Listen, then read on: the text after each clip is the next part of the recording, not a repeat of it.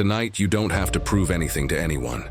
You don't need to justify your decisions or replay every mistake over and over in your mind. And yet, there you are, lying in bed, your body exhausted while your mind stays awake, reliving conversations and worries you can no longer change. We were taught to live in constant tension, to believe that thinking more would bring solutions. But when night arrives, all it does is steal our rest. Instead of slowing down, we keep demanding answers that never appear in the dark. The truth is simple, and almost everyone forgets it. The night is not meant to solve your life. The night is for healing and letting go. When you keep carrying what is not within your control, the body cannot relax, and sleep turns into an unnecessary struggle. Stoicism makes this clear. Some things are within your control, and others are not, and learning to tell the difference is what restores calm. You don't need to have everything figured out right now. You only need to pause, set the weight down, and allow the night to do its work, to bring you back to peace. If this moment is helping you slow down and prepare for rest, stay with us. Subscribing helps us keep creating calm spaces like this, designed for the quiet hours of the night. And let me ask you something, honestly and without overthinking it.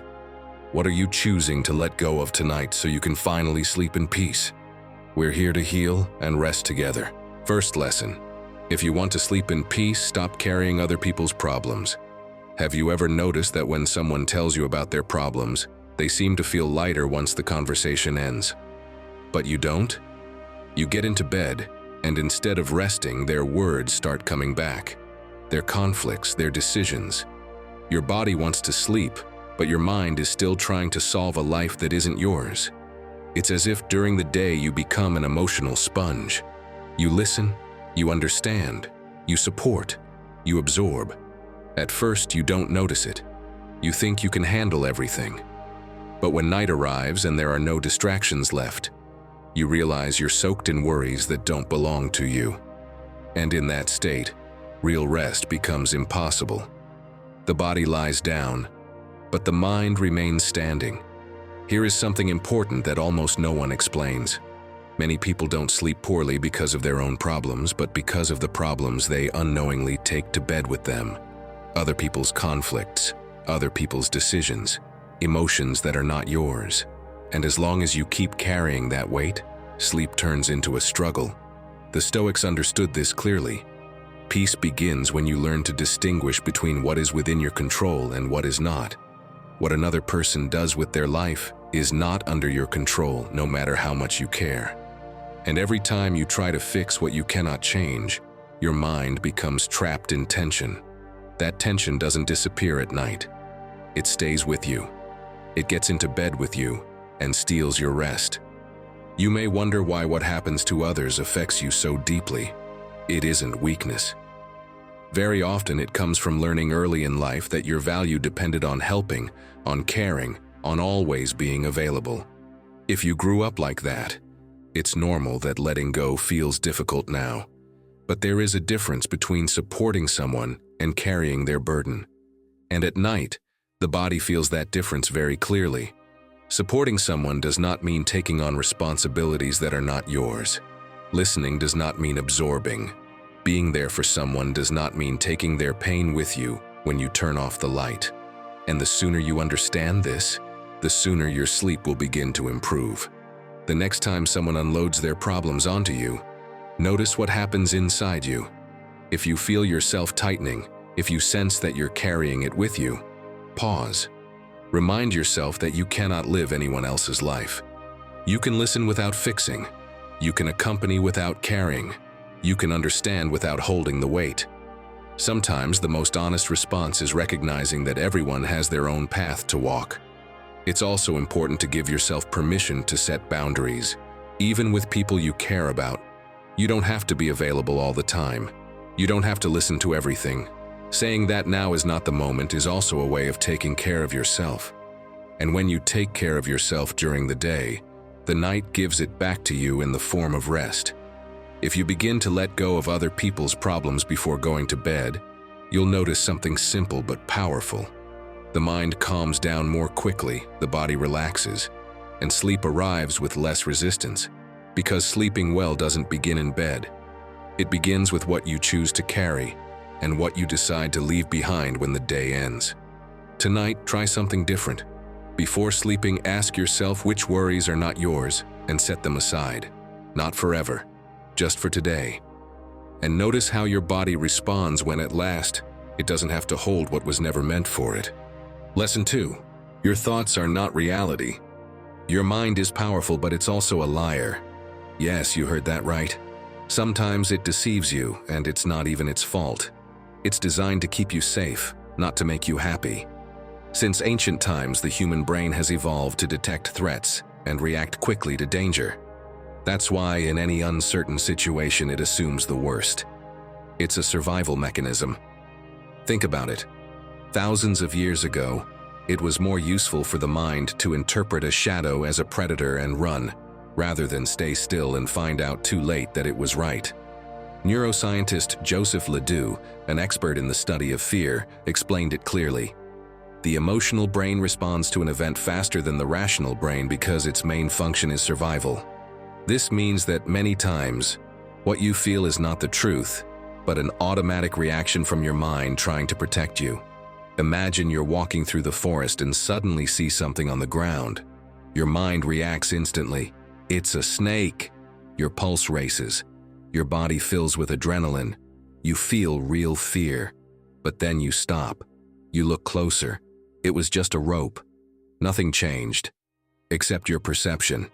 And that's how life works. Most of the time, the problem isn't what happens, but what you believe is happening, what your mind tells you in an attempt to protect you. This happens in your daily life as well. You're walking down the street and someone you know passes by without greeting you. Your mind reacts instantly. They ignored me. They must be mad at me. Did they hear a rumor about me? Your mood shifts, doubt takes over. Your mind has created a story in mere seconds, but then you find out they didn't even see you. They were distracted, in a hurry, lost in their own problems. None of what you imagined was real. It was just your brain activating that ancient survival system, one that still operates today, even though we no longer live among wild predators. The Stoics already knew that we cannot blindly trust our minds, because they often exaggerate, distort, and make us see threats where none exist. Epictetus explained it with brutal simplicity in one of Stoicism's most famous maxims. It is not things that disturb us, but our interpretation of them. It's not rejection that hurts. It's what you believe about it. It's not failure that stops you. It's the fear you construct in your mind. But now that you understand how the mind works, you have no excuse. Start training it. And no, this doesn't mean hacking your amygdala so it never deceives you again. It means pausing whenever your mind tries to steer you away from something out of fear. Asking yourself, what is really happening? Is this thought real? Or is it just my mind trying to tell me something I don't fully understand? Because you cannot find peace if you remain attached to every negative thought that crosses your mind. You cannot live freely if you carry every fear, every doubt, every imagined story that only exists in your head. So start questioning yourself. Every time a thought brings you suffering, pause and ask yourself, why am I feeling this? What story am I telling myself? If it doesn't help you, let it go. If it's not a fact, don't turn it into a truth. Your mind is a powerful tool, but it's also a double-edged sword. It can be your greatest ally or your worst enemy. The difference lies in whether you control it or let it control you. And today, without a doubt, I'll tell you this. You are stronger than your thoughts. You are bigger than your fears. And the only thing truly separating you from the peace you seek is learning to stop believing everything you think. Lesson 3. Success is about holding on longer than the rest. Everyone wants results, but few are willing to pay the price that greatness demands. It's not talent. It's not luck.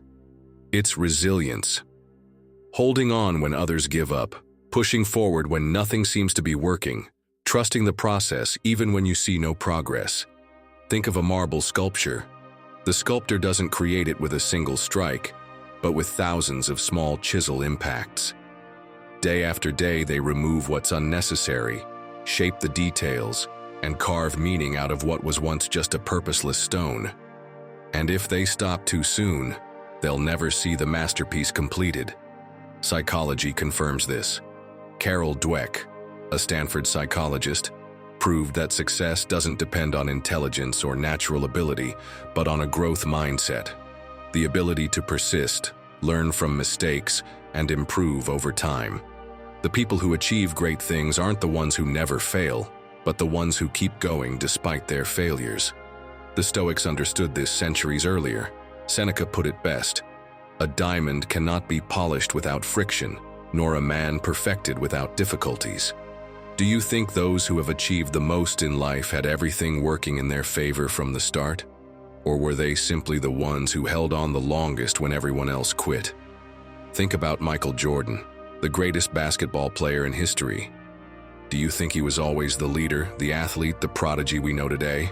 Of course not. He was actually cut from his high school basketball team because he didn't have enough talent. Yes, you heard that right. They told him he wasn't good enough. He could have accepted that as his fate, but instead, he used every rejection as fuel. He trained harder than anyone and turned every mistake into an opportunity to improve. It wasn't talent that made him a legend. It was his resilience. And this isn't just about athletes. Now think about Walt Disney. He was fired from a newspaper because, get this, they told him he had no imagination. Incredible, right? The genius behind the Disney empire was told he wasn't creative enough. That could have been the end of his story. He could have believed them. But instead of giving up, he kept creating, kept trying, kept dreaming of the impossible, when no one else did. Do you see the lesson? Neither of them had an easy path. The difference is that they never allowed an obstacle to be the end of their story. They worked harder than anyone, and in the end, they achieved what no one else could. Tell me, how many times have you started learning a new language, an instrument, a sport, only to quit when you didn't see immediate progress? Ah, big mistake, my friend. A bamboo plant can spend years underground without showing any visible growth. From the outside, it looks like nothing is happening, but beneath the surface, its roots are spreading, growing stronger. And when it finally breaks through the ground, it grows faster than any other plant. If you're feeling like giving up, remember this. Don't obsess over the final result. Focus on improving just 1% each day. Progress comes from the accumulation of small, consistent efforts. Even if you fail, it doesn't mean you're incapable. It just means you haven't achieved it yet. Failure is part of the process. It's not the end. And the final trick: keep going when everyone else stops. Most people give up after their first few attempts. If you keep pushing forward, you're already ahead of 90% of them. Because at the end of the day, success doesn't belong to those who start with the most advantages. It belongs to those who stay in the game when everyone else has walked away. Now tell me in the comments, in what area of your life do you need to hold on a little longer? What's that one thing that challenges you, that tempts you to quit? Or just write, "I am the bamboo that grows in silence." Lesson 4. Act as if it were already real. How many times have you told yourself, when I have more time, I'll start? When I feel confident, I'll speak up. When motivation shows up, I'll do it. And there you are, chasing it like crazy. You open your calendar 100 times, make endless to-do lists, watch motivational videos, and still, nothing. Because that motivation, it never arrives. The more you chase it in desperation, the more it hides. It's like running after a train that's already left the station. The harder you run, the more exhausted you get, and the further away it seems. That's the trap, my friend. But don't worry. The Stoics, as always, have the antidote. As Seneca said, it's not that we have little time, but that we waste a lot of it. That eternal waiting, it's the most expensive excuse we invent. And Musonius Rufus, Epictetus's teacher, said it with such clarity it still hits like a slap. He explained that no one becomes a carpenter by listening to lectures on wood. Either you pick up the hammer and mess up a few times, or you build nothing. Life works the same way. If you keep waiting to feel ready, All you'll gain is more waiting. Listen to this. Maybe it sounds familiar. You want to go to the gym and you spend days searching for the perfect motivation. You watch workout videos, read blogs, follow fitness influencers, and end up too drained to move. Of course, when you chase it with so much pressure, the motivation never comes. The only thing that works is the opposite. Put on your shoes without overthinking it and start, even if it's halfway, even if it's clumsy. Same goes for your personal projects. You dream of writing a book, starting a channel, changing jobs. You spend weeks waiting for the right moment. When I have time, when life calms down, when I'm truly ready. And the result? Nothing. That when is the enemy, because you're chasing it with anxiety. The truth is this: the perfect moment doesn't appear. It's built the moment you start, even if it's something as small as writing one paragraph or sending one email. So what can you do? Each morning, write one short sentence about who you want to be today. Something like, "Today I am someone brave," or "Today I am someone disciplined." It's not cheap poetry. It's a compass. That phrase reminds you which direction to walk even when you don't feel like it. And you know what else works? Trick your brain with the 5-second rule. Imagine you're about to start something, and your mind starts the usual excuses. "I don't feel like it. Now's not the time." That's your cue. Count down from 5 to 1 and go. Do it even if it's just for 2 minutes. 2 minutes is enough to break the inertia. There's one more thing you can try: the Stoic micro-action. Do one small thing today that reflects your future self, even if you have zero motivation. It could be organizing a drawer, writing a page, sending that message you've been avoiding for weeks. It's tiny, but it opens the door to something bigger. What's amazing is that when you act this way, what you're chasing stops feeling so far away. That version of yourself you long to become starts coming to life with each action you take. And without realizing it, the impossible begins to move closer. Because what's meant for you doesn't come when you obsess over being perfect. It comes when you live as if you already were. So, my friend, stop waiting for the ideal moment. Start, and make it ideal with your actions. That's the paradox of this path.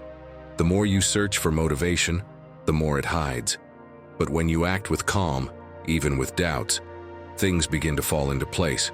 What's yours shows up without the chase because you're already living like it's real. You already know it. As long as you keep waiting for the perfect moment, it will never come. So now I want to hear from you. What's that one thing you've been postponing because you're waiting for the perfect conditions? Share it in the comments and make today the day you break the cycle.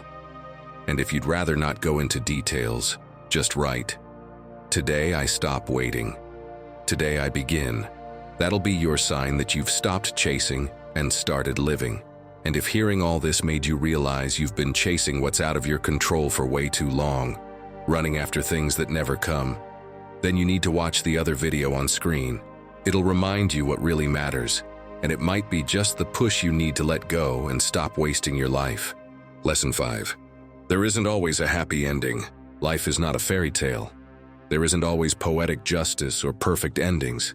And that's okay. Because if life were designed to always give us what we want, we wouldn't learn anything. Sometimes, no matter how hard you fight, things don't turn out the way you expect. Sometimes the people you love disappoint you. Sometimes you work hard and don't get what you wanted.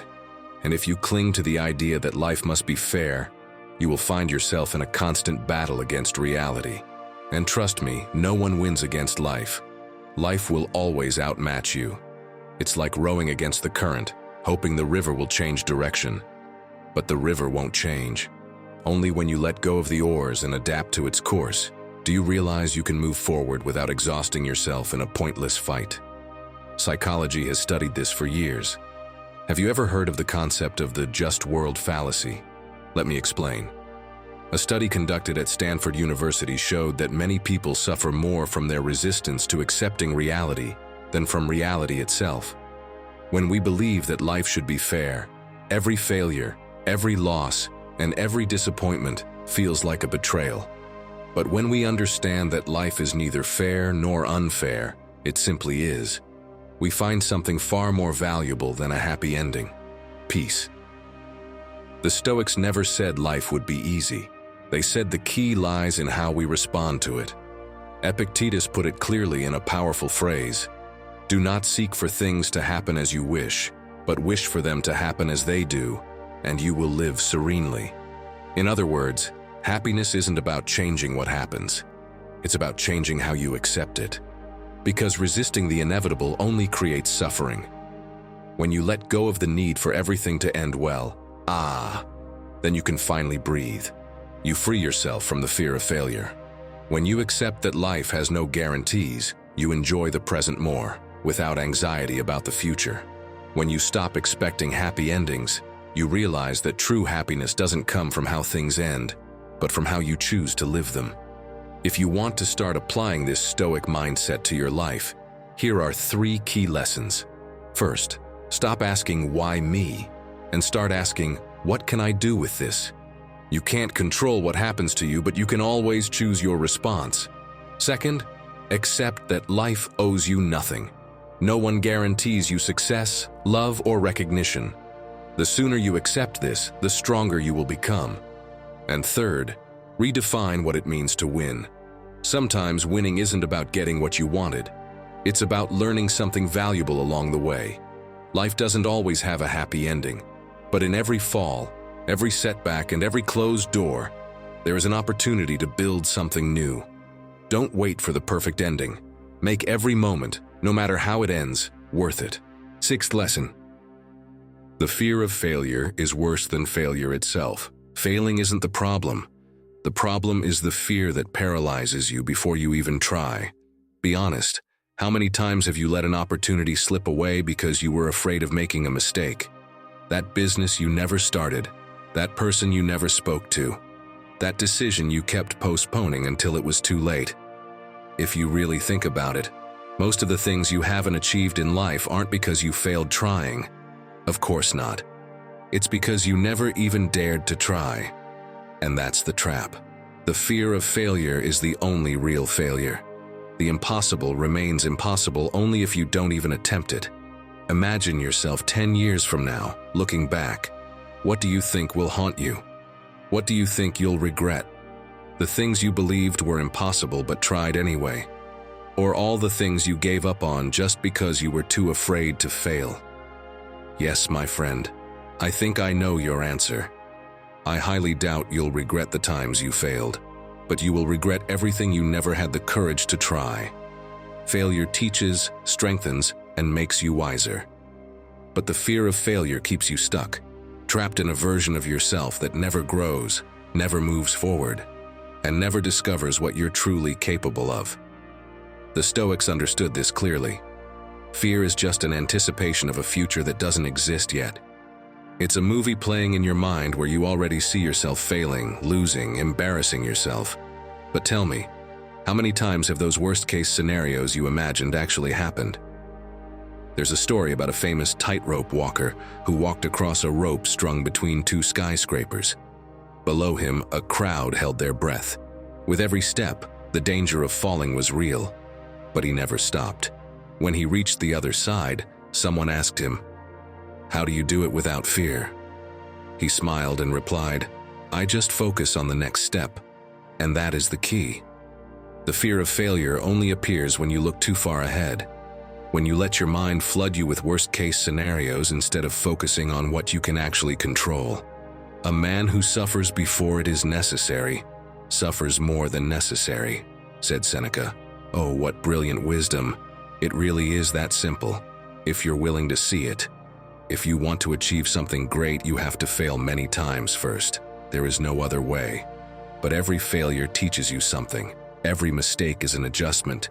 Every fall is training. Every obstacle is a lesson. My friend, those who achieve the impossible aren't the ones who never failed. They're the ones who failed more times than anyone else and kept going. So the question isn't if you're going to fail, because you will. The real question is, what will you do afterward?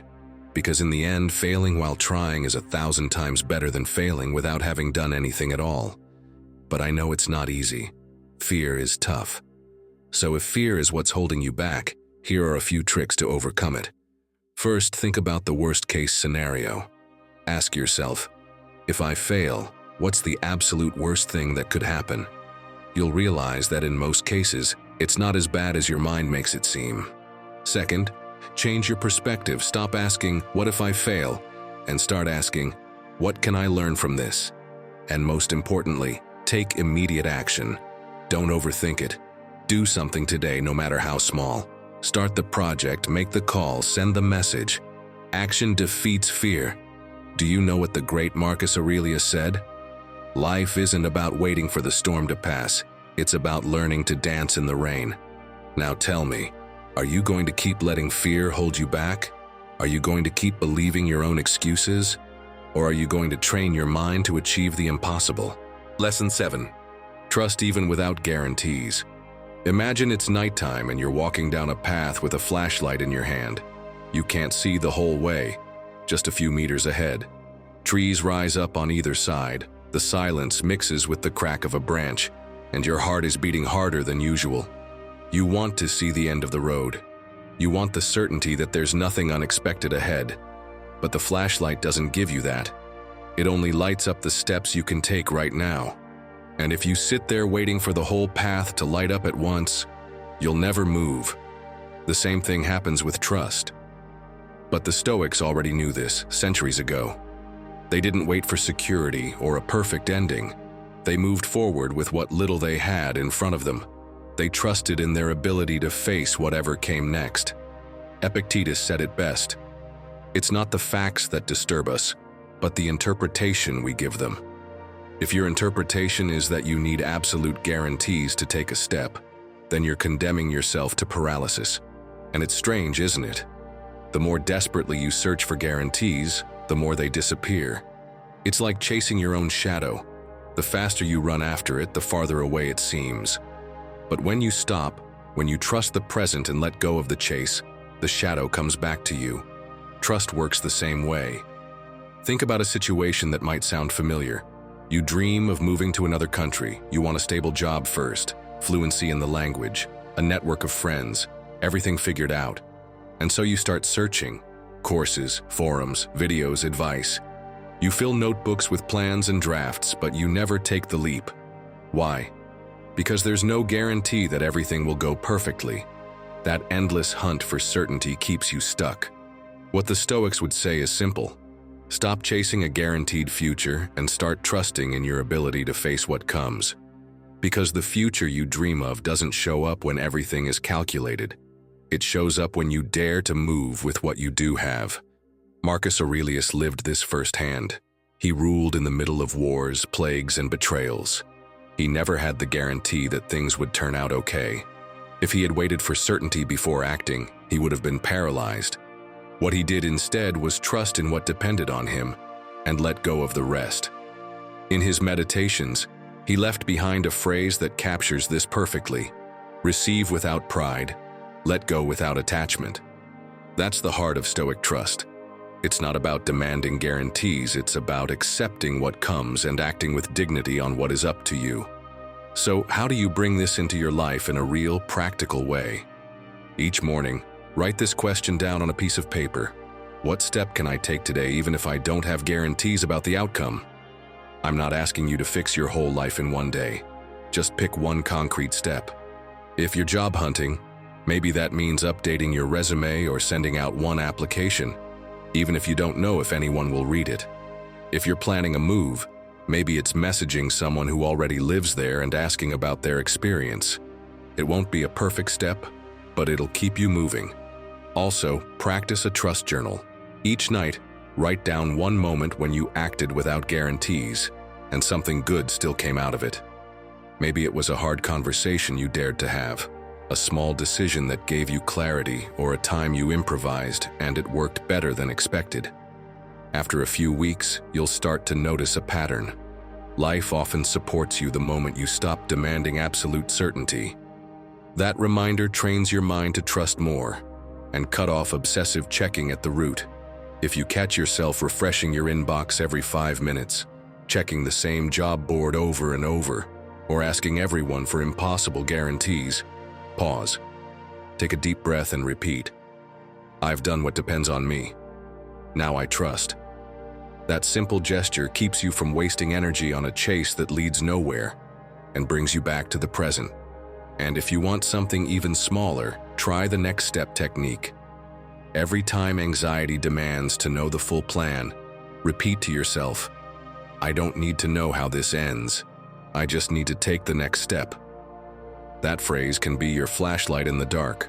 What's interesting is that when you start living like this, what you've been chasing begins to come closer. Because trust isn't built by collecting guarantees. It's built by letting them go. The Stoics knew this well. What's truly yours doesn't arrive when you pursue it in desperation. It comes when you act with calm, with no attachment, and without needing impossible assurances. That's when real inner strength shows up.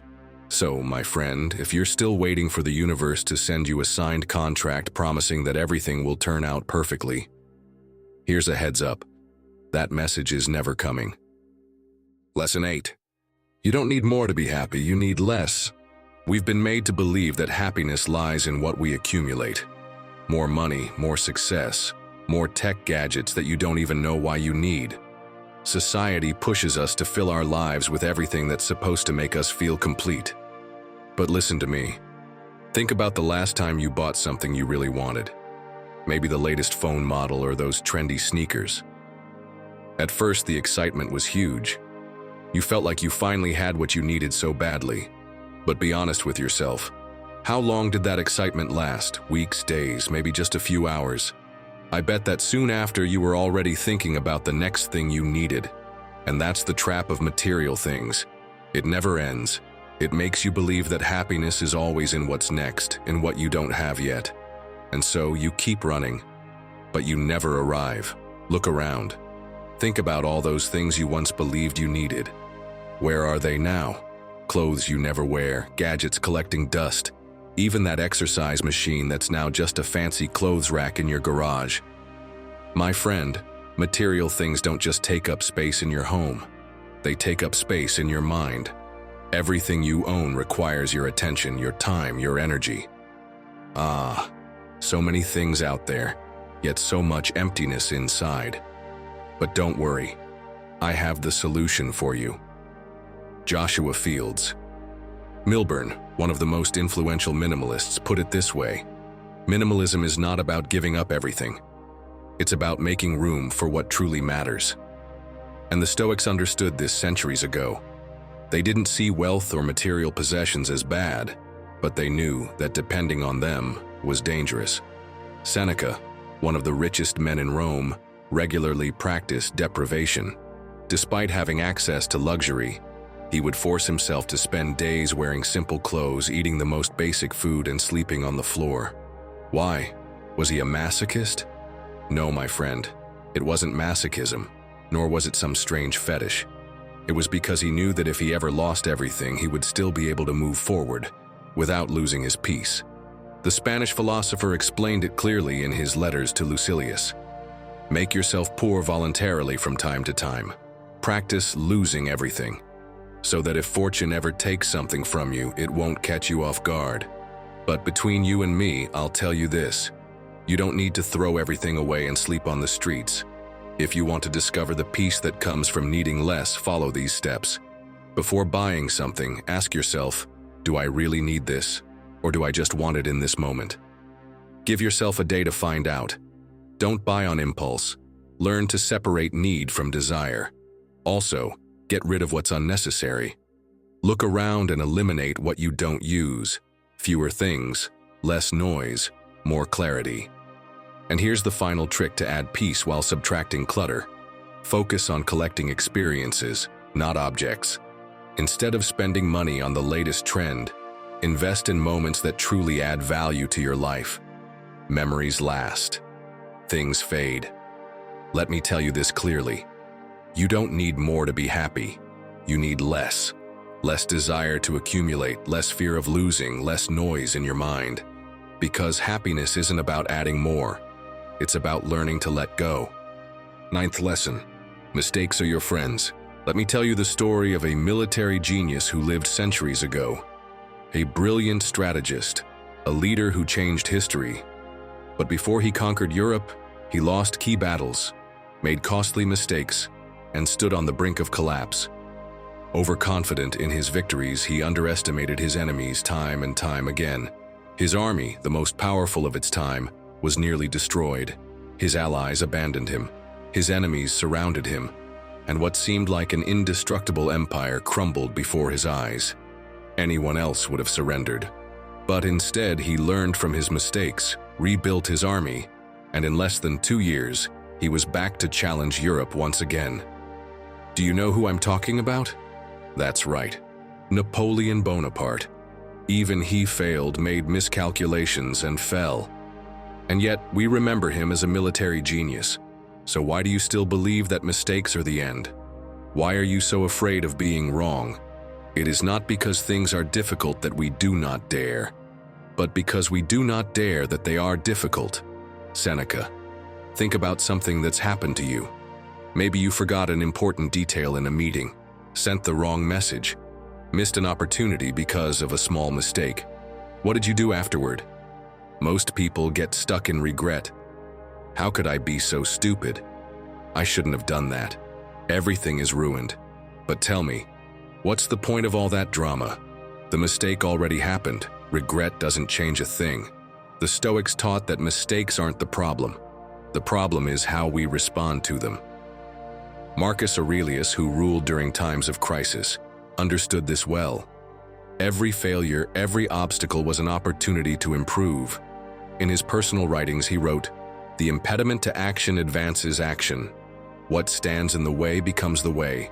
Mistakes don't stop you, they teach you. Think about this. A donkey fell into a deep well. Desperate, it brayed loudly while the villagers tried to find a solution. But when they realized they couldn't pull it out, they made a harsh decision. They would bury it right there. They grabbed shovels and started tossing dirt into the well. But instead of giving up, the donkey shook the dirt off its back and stepped up. With each shovel of dirt, it shook it off and climbed higher. Until finally, it used what was meant to bury it to climb out of the well. Mistakes work the same way. You can let them bury you, or you can shake them off and use them to rise. No one achieves anything great without having failed first. Elite athletes have lost more times than they've won. Successful entrepreneurs have gone broke more than once. The greatest artists have discarded more works than they've ever shown.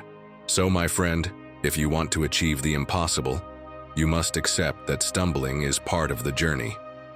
As Epictetus said, "Do not worry if you stumble. Worry only if you learn nothing from the fall." Let me give you 3 foolproof tricks to stop seeing mistakes as enemies. First, change your inner dialogue. Don't think, "I'm a failure." Instead, think, "This is a lesson." Second, respond. Don't react. Instead of dwelling on it, ask yourself, "How can I fix this?" And third, accept that failure is part of success. If you never fail, it means you never tried anything truly challenging. My friend, success isn't about never making mistakes. It's about learning everything you can from every stumble. The people who win aren't the ones who never fall. They're the ones who use each mistake as a stepping stone to something greater. Lesson 10. Calm is trained in the everyday. You've probably been through this. You're having a chaotic day and think, "I need calm now."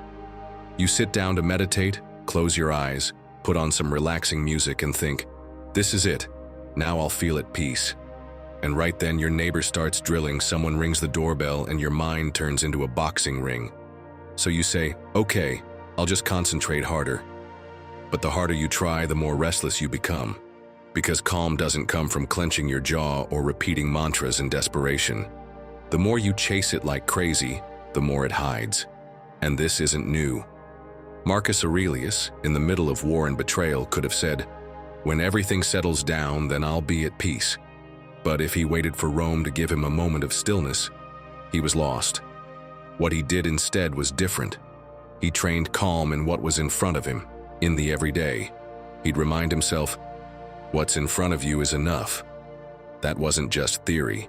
It was his way of remembering that stopping the search outside was the only way to stay grounded inside. Think of it this way. Calm is like a helium balloon. If you run after it, the wind pushes it farther away. But if you breathe, wait, and position yourself well, sooner or later it floats down to your reach. Epictetus explained it through his idea that it's not events that disturb us, but how we interpret them. If you keep saying, "Once I get this, once everything fits, then I'll be calm," that interpretation becomes a maze with no exit. But if you accept what's here and choose to act on what depends on you, calm already starts to show up. Now picture this. You end a relationship, and the first thing you do is search desperately for peace in the other person. You check your phone constantly, send messages, chase down answers. And what happens? The more you search, the more broken you feel. Seneca saw it clearly. It's not that things are hard that stop us, it's that we don't dare, and that is what makes them hard. In this case, the hard part isn't the breakup. It's daring to stop looking in the wrong place and start taking care of yourself. Or think about work. You lose your job and your mind starts the chase. Refreshing job sites 20 times a day, doing endless math on your finances, checking the same contacts again and again. And all you get is more anxiety. What do you think Marcus Aurelius would have done in your shoes? He'd have taken a different route, focused on the immediate, on what he could do. Calm wouldn't come from chasing impossible guarantees, but from one concrete action: sending a resume, cutting a cost, making a call. That kind of daily training is what holds you together in the chaos. And psychology backs this up. Daniel Wegner, in his famous white bear experiment, proved it. If I tell you not to think of a white bear, you won't be able to stop. Same thing with calm. If you repeat, "I have to be calm right now," your mind spins out and drives it further away. The Stoics had their version of this. Epictetus didn't wait for his masters to stop mistreating him to be at peace. He built his calm every time he chose not to respond with hate, every time he put his energy into what he could control. So, my friend, here are some tools to help you stop chasing calm like a madman and start training it in the everyday. Next time you feel anxious, ask yourself, what am I trying to force right now? If the answer is, I want calm to come right now, you're chasing smoke. The key is to switch the search for a simple action. Breathe, take a walk, write down what you're feeling. But I get it. Sometimes you won't be able to control it. That's why I recommend the 2-anchor technique. Anytime your mind is racing, choose 2 small actions that bring you back to the present. Wash a dish and write a sentence on paper. Water a plant and take 10 deep breaths. It's not magic, it's practice. Just like you don't lift 100 kilos on your first day at the gym, your calm gets stronger through small reps. And lastly, each night, write down a moment when you chased calm anxiously and note what you could have done differently. At first it feels silly, but with time you'll see patterns. You'll realize that most of the time you were demanding impossible guarantees when peace was already available in accepting what was and doing the simplest thing. Because calm doesn't mean nothing bad ever happens. Epictetus was beaten, and of course he suffered. But he never let that pain define who he was. That kind of training made him stronger than many free men. And the same can happen to you if you stop searching desperately for calm, as if it were a prize. Lesson 11. The world is not against you. It's easy to fall into the trap of thinking that everything is working against you. Traffic delays you every time you go to work. The weather ruins your only day off. People are cold when you try to start a conversation. Everything seems to be against you, or maybe not. Maybe this is just your interpretation of the world. Maybe the world doesn't owe you anything, nor is it against you. It simply is. Sometimes things will go well, sometimes they won't. Sometimes you'll win, sometimes you'll lose. That's life, my friend. There is no grand conspiracy trying to steal your happiness. Well, actually, maybe there is, but it doesn't come from the world. It comes from your mind. If you interpret every inconvenience as a personal attack, then you'll become a prisoner of a battle that only exists in your head. The Stoics knew this well. You can't control what happens, but you can control how you interpret it. Marcus Aurelius made it clear in Meditations. The universe is change. Our life is what our thoughts make of it. That's all it is. Interpretation. Think about this for a moment. Is life unfair to you? Or did things simply not go as you expected?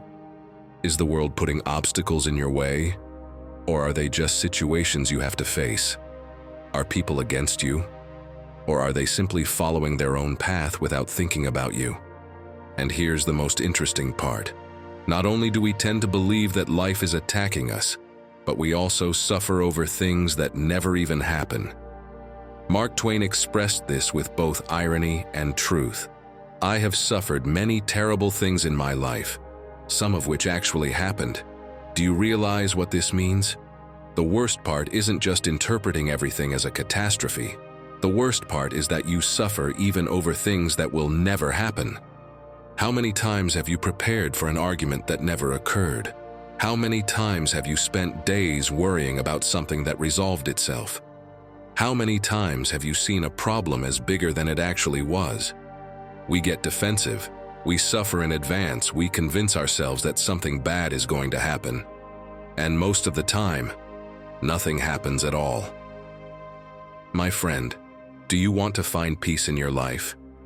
Let go of the belief that life is attacking you. Stop reacting with anger and frustration to every unexpected turn.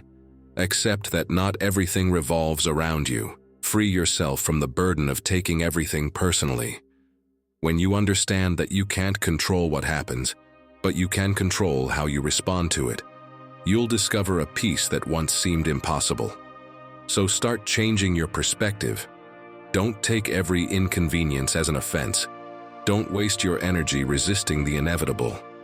Adapt, move forward, and make your strength depend on you, not on circumstances. Because the world is not attacking you, it's simply happening. And how you experience it is entirely up to you. Lesson 12. It doesn't matter how you start, only how you persist. We all want to start with an advantage. We want natural talent, unlimited resources, the perfect conditions for success. But the truth is, the people who go far aren't the ones who had the best start. They're the ones who refuse to give up. The world is full of success stories that began with failure, of geniuses who were once considered mediocre, of athletes who were written off at the beginning. The winner isn't the one who starts best. The winner is the one still standing when everyone else has fallen. Think about Thomas Edison. He failed more than 10,000 times before he revolutionized the light bulb. When asked how he felt after so many failures, he responded, "Failure? I haven't failed. I've just found 10,000 ways that don't work." Ah, what an incredible lesson, my friend. Such confidence, such resilience. That is what led him to success. He never saw his failures as failures. To him, they were just steps leading him to the right path. If he had quit on attempt number 9,900, the world would be different today. But he didn't quit. That's why we know his name, because he achieved the impossible.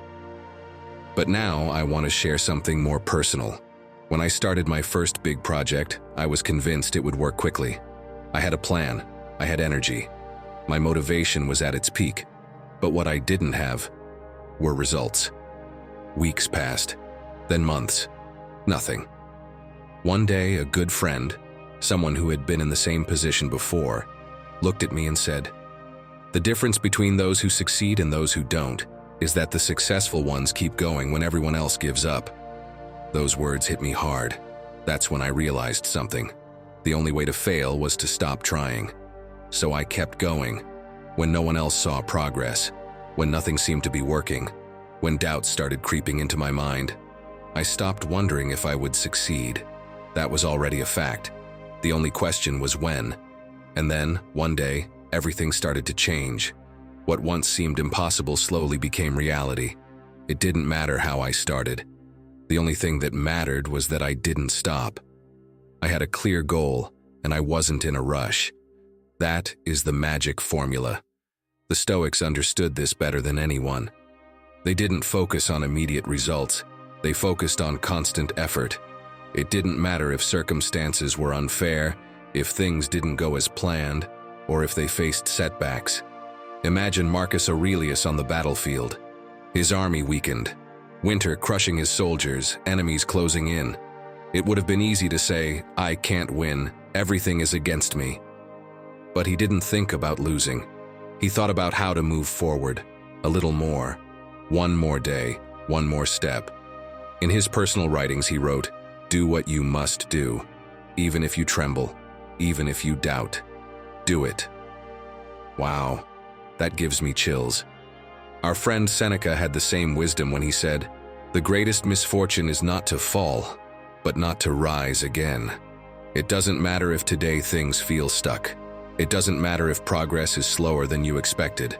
The only thing that matters is whether you keep going or decide to quit. If you're in a moment where you feel like nothing is working, do this. Separate emotions from action. Don't make decisions based on how you feel today. A bad day doesn't mean you should give up. Remember why you started. When you feel like quitting, go back to your reason. Why did I begin this? Reconnect with that purpose and keep moving forward. Do it for one more day. When you feel like you can't continue, just push for one more day, then another, and another. Resilience is built one step at a time. Everyone stumbles, everyone doubts, everyone has moments of despair. But the difference between those who make it and those who don't? The ones who succeed stand up one more time than they fall. The question isn't if you'll face challenges. The question is, will you keep going when they come? I believe in you, my friend. I know you can. Lesson 13. An open mind is a strong mind. A closed mind is like a room with no windows. Everything gets stale, everything starts to smell, and even the smallest problem feels enormous. But when you open a window, fresh air comes in, light enters, and suddenly everything looks different. Now tell me, do you know who trained this every day? The Stoics. Epictetus would say you're not a slave to what you think, but to what you choose to believe. And that's the difference. Staying trapped in your own head, or opening space for your mind to breathe and grow strong in the middle of chaos. The problem with obsessing over something is that you stop seeing reality. You get stuck in your own anxiety. It's like when you're waiting for a message that doesn't come. Instead of going on with your life, you check your phone 20 times, reread the conversation over and over, and end up creating a drama that never existed. That's a closed mind, a space where one thought goes in circles until it wears you down. An open mind does the opposite. It says, "I did what was up to me. Now I move on." That's not passivity, it's intelligence. That's why Marcus Aurelius said, "The happiness of your life depends on the quality of your thoughts." He knew what it was like to deal with obsessive thoughts. Imagine being in charge of an empire at war, with plagues and betrayals all around. If he had believed every fear that came to his mind, he would have drowned in confusion.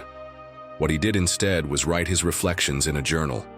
Putting his thoughts on paper let him see them from the outside. That was his way of opening windows in the storm. He didn't try to control everything, he simply chose which voices deserved his attention. And be honest, doesn't it happen to you too? You're waiting for a job reply, a medical result, a message from someone important, and instead of doing what's in your hands, your mind starts spinning around what you can't control. That doesn't just steal your calm, it steals your life. The Stoics knew that living with a closed mind is wasting energy on shadows. An open mind, on the other hand, stays focused on the present, on what depends on you, and lets go of the rest. Next time a thought grabs hold of you, instead of fighting it, try this. Say softly to yourself, "This is just a thought." That tiny gesture shifts everything. Epictetus trained exactly that skill, recognizing that what passes through your mind doesn't define who you are or what you should do. It's a cloud, not the whole sky. Another powerful practice is opening up to the unexpected in everyday life. The Stoics trained this by embracing discomfort, sleeping on the floor, bathing in cold water, practicing voluntary simplicity. What can you do today? Something as simple as taking a different route to work, trying a new dish, or going a day without checking social media. These are small acts, but they teach your mind not to shut down when faced with something new. And once your mind learns to open to the unexpected, It stops shutting down when it can't control something.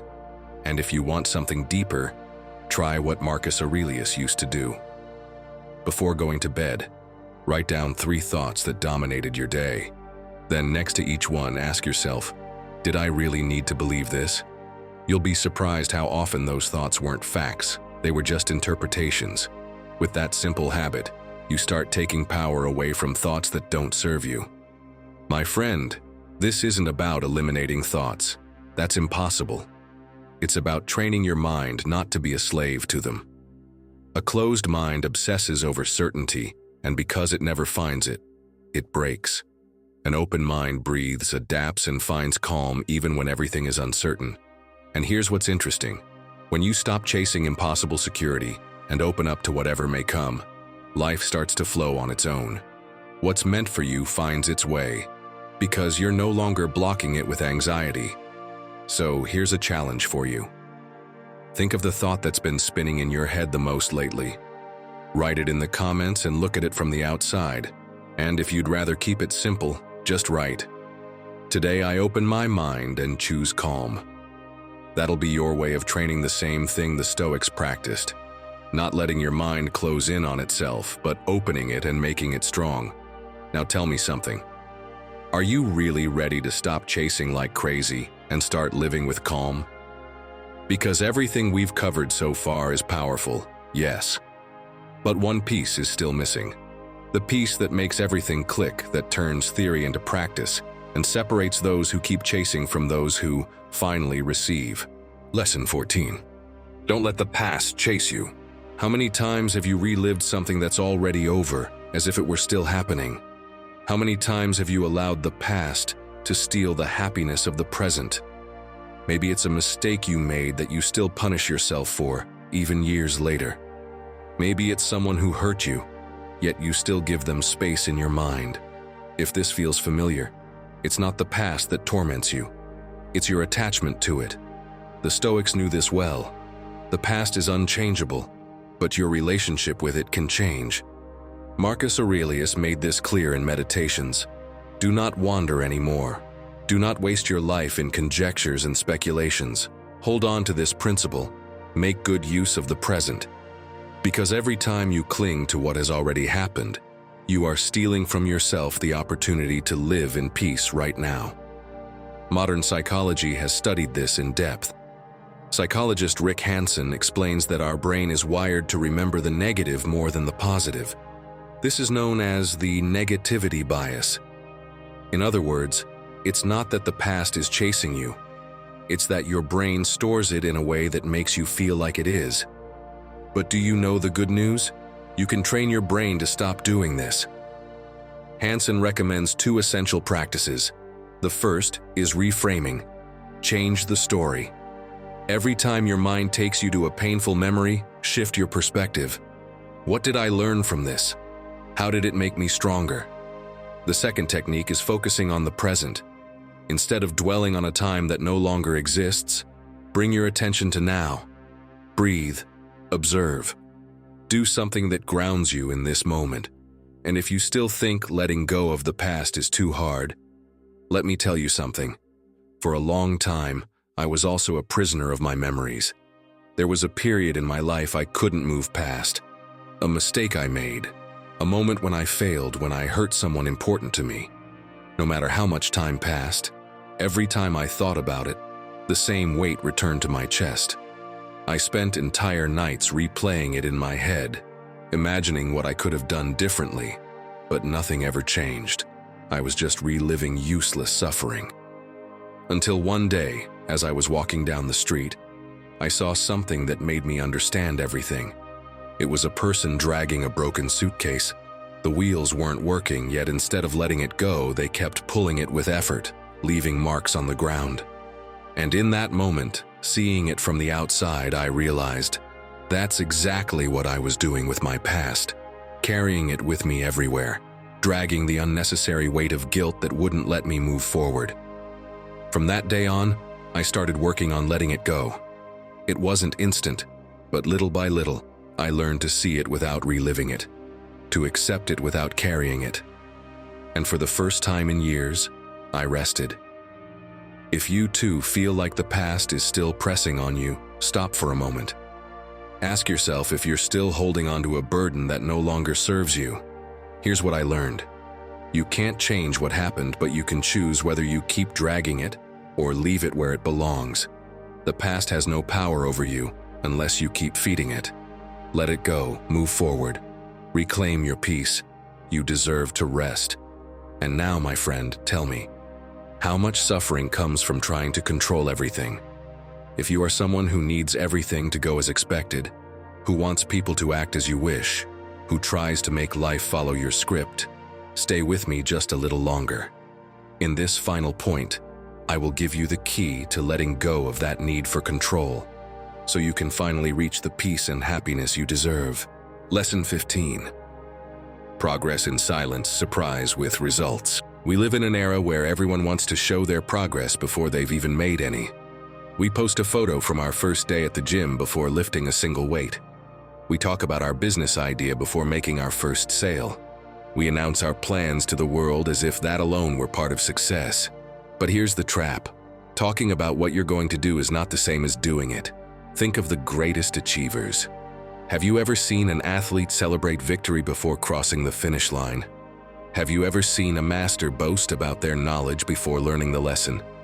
As Ryan Holiday said in Ego is the Enemy, the more you talk about what you're going to do, the less energy you have to actually do it. True success doesn't come from noise. It comes from silent work. Real progress happens when no one is watching. Imagine a writer who, instead of talking about their novel, sits down to write every single day until the words take shape. Or an entrepreneur who, instead of bragging about their idea, builds something so strong that one day the world can't ignore it. Progress doesn't need applause. It needs consistency. Science backs this up. Studies show that when we announce our goals publicly, our brain experiences a premature sense of achievement. We feel good, as if we've already made progress. And that false satisfaction lowers our motivation to actually do the work. Psychologist Peter Gallwitzer, an expert in human behavior, put it clearly. When you talk about your goals, your brain receives an emotional reward that can trick you into feeling like you've already achieved them. And why does this happen? Because of endorphins. Those hormones that can be our best allies. But if we're not careful, they steal our dreams before we even start. In other words, talking too much about what you're going to do can be your worst enemy. It relaxes you, takes away your sense of urgency, and before you know it, months have passed, and you're still in the same place. The Stoics understood this better than anyone. To them, work mattered more than words. Marcus Aurelius wrote another brilliant reminder in his journal: don't explain your philosophy, live it. And Seneca made it even clearer: great achievements require time and silence. If history's greatest thinkers and the world's best psychologists knew that success isn't announced, why do we keep expecting recognition before we've earned it? If you truly want to progress, stop boasting before it's time and start doing this instead. Stop announcing every step. Use that energy to take the step instead. Let results speak for you. Don't tell people what you're going to do. Do it so well that the world has no choice but to notice. Work in the shadows, shine in the light. Stop seeking constant validation. Success comes when what you've done in private is too big to be ignored. Real satisfaction doesn't come from premature applause. It comes from looking back and knowing that, no matter who was watching, you gave your best every single day. Don't waste time talking about what you're going to do. Use that time to do it. And when the moment comes, surprise them with the results. Now, my friend, this is where everything comes together, because progressing in silence is crucial, but there's something even more powerful, something that truly separates those who achieve the impossible from those who quit halfway. If there's one final principle you must burn into your mind, it's this: without it, everything else crumbles. With it, any goal, no matter how big, becomes achievable. Lesson 16. Comparing yourself always makes you lose. Tell me if this sounds familiar. You open your phone for 5 minutes and suddenly it seems like everyone has their life figured out. That friend who's always traveling, the coworker bragging about their promotion, that person showing off the perfect relationship. And just like that, you're caught in a race you never asked to run, and you start measuring yourself against them. The result? You always lose. Because comparison is a game designed to make you fail. Marcus Aurelius said it clearly in his Meditations. The happiness of your life depends on the quality of your thoughts. And tell me, what kind of quality can a thought have if all it does is tell you someone else is doing better than you? Comparison doesn't improve your life, it poisons it. Because instead of looking at what you're building, you're stuck on what you think you're missing when you stare into someone else's shop window. It's like running a marathon while constantly looking at the person beside you. You could be well-trained, in good shape, running your own pace. But if you keep turning your head, all you're going to do is trip in your own lane. That's what happens when you compare your life to someone else's. You lose focus on your own path, and along with it, your peace. Now imagine Epictetus, a man who started life as a slave in Rome, surrounded by senators and the rich, living in mansions with luxury chariots. If he'd spent his life measuring his worth against them, it would have destroyed him. And let's be honest, competing in luxuries wasn't even an option. While they debated which marble statue looked best in their garden, he was trying to survive the day. So, he made a different choice. He focused on the one thing no one could take from him, his character and inner freedom. That decision changed everything. So much so that in time he ended up teaching philosophy to the very people who once would have looked down on him. And that's the irony. The slave ended up guiding those who believed themselves superior. His greatness was born from refusing to let comparison steal his calm. And look, this comparison trap isn't just some Stoic concern from 2,000 years ago. Modern psychology has studied it deeply. Leon Festinger, for example, proposed the social comparison theory. What does it say? That every time you look upward, at someone who seems ahead of you, you're likely to feel frustrated, like when you find out your coworker earns more than you and suddenly you feel behind. And when you look downward, at someone you think is doing worse, you get a false sense of superiority that doesn't bring peace either.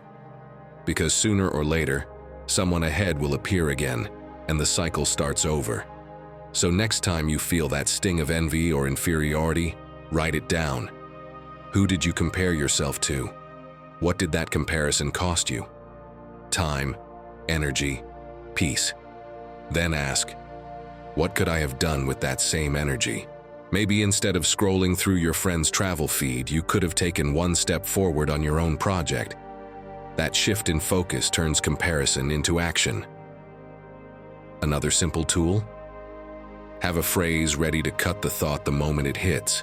When you notice your mind starting to measure you against someone else, repeat, their path is theirs. Mine is this. It sounds simple, but it works. Because it brings you back to the present. It reminds you that your value isn't measured by someone else's ruler, but by what you do today with what you have. My friend, this isn't about pretending comparison doesn't exist. We all fall into it. The difference is not letting it drive the car, because every time you do, you lose control of your own direction. And here comes the paradox that's so hard to accept. What's truly yours doesn't arrive because you run faster than others. It arrives when you stop obsessing over their race and return to yours, with calm. Comparing yourself is like fighting a ghost. You'll never win, because that ghost isn't even real. The only thing that is real is your life, here and now. And when you choose to focus on it, the noise around you fades. What belongs to you starts showing up, not because you chased it anxiously, but because you finally ran free, without looking to the side. And now I'll ask you, who do you compare yourself to most often? And what do you think that comparison has stolen from you? Share it in the comments. I'd love to read your story. And if you want to keep it simple, just write, "Today I run in my own lane." That way we'll remind each other that what's ours arrives when we stop looking sideways and act with calm on our own path. 17th lesson. Do you prefer to be right or to have inner peace? I'll make it simple for you. Every time you argue, you have two options. You can prove you're right, or you can keep your peace. The answer seems obvious, right? And yet, most people choose to lose their peace just to win the argument. Why? Because the ego is insatiable. It craves validation. It needs to dominate. It needs to prove it's superior. But the real question is it really worth it? How many times have you won an argument and still felt empty? How many times have you proven you were right, only to be left with a bitter feeling? That's the ego's trap. It promises you victory, but in the end, it leaves you stranded. The Stoics understood this well. If you argue with a fool, there are two fools arguing. Marcus Aurelius wrote in Meditations, "Let others argue about being good or bad. You simply do what is right and stay calm." Because true strength is not about overpowering others, but about not letting others pull you into their storm. Think back to a time when you got into a pointless argument, maybe with a friend, your partner, a coworker. At some point, it wasn't even about who was right anymore. You just wanted to win. But when the conversation ended, how did you feel? Was it really worth it? I doubt it. It's like drinking salt water when you're thirsty. For a moment, it seems to quench you, but in the end, it only leaves you thirstier. Sometimes the price of being right is too high, and the worst part isn't just the mental exhaustion from arguing. It's the anger that lingers in your chest. It's the pride that won't let you move on. It's the tension in your body that steals your peace. A study from the University of Michigan found that people who argue constantly have higher levels of stress and anxiety and suffer a decline in their personal relationships. Winning arguments doesn't make you happier, it makes you more miserable. If something doesn't bring you peace, let it go. If someone insists on being right, let them win. If an argument only takes away your tranquility, don't engage. Does this mean you should never stand up for yourself? No. It means you should choose your battles wisely. If your dignity is at stake, defend yourself with calmness. If it's just your pride at stake, let it go. Here are 3 practical tips to choose peace over the need to be right. Learn to stay silent. Not every provocation deserves a response. Let the noise die on its own. Ask yourself, is this really worth my energy? If the answer is no, shut the door before the argument even begins. And remember, your peace is worth more than a "you were right." You gain nothing by proving your point if you lose your calm in the process. This isn't about being weak. It's about being wise. So next time you're about to enter an argument, ask yourself this: do I want to prove something, or do I want to be at peace? A true Stoic knows the answer. Lesson number 18. Start before you're ready. Do you remember the first time you rode a bike? You didn't wait until you had perfect balance, memorized the theory of pedaling, or studied a cycling manual. You just got on. You wobbled, took a few clumsy pedals, fell a couple of times, and kept going until one day, without even realizing it, you were riding without fear.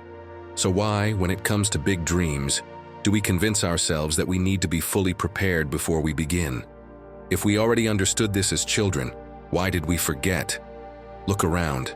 The people who achieve the impossible don't do it because they were 100% ready. They do it because they started before they were ready. They jumped in with what they had and learned along the way. Seneca put it plainly: while a man hesitates, considers, and prepares, life passes him by. The problem is that most people think they need absolute certainty before taking action. It's like someone who wants to learn how to swim, but insists on reading about swimming techniques for years without ever setting foot in the water. What sense does that make? Or like someone who wants to start a business but spends months designing the perfect logo without having sold a single product. Perfection is the favorite excuse of those who never dare to begin. As the saying goes, "Walker, there is no path. The path is made by walking." What a powerful truth. Let me share an old fable with you. A farmer would check his field every morning, waiting for the perfect moment to plant his seeds. One day, it was too hot. The next, the clouds threatened rain. Then, the soil seemed too dry.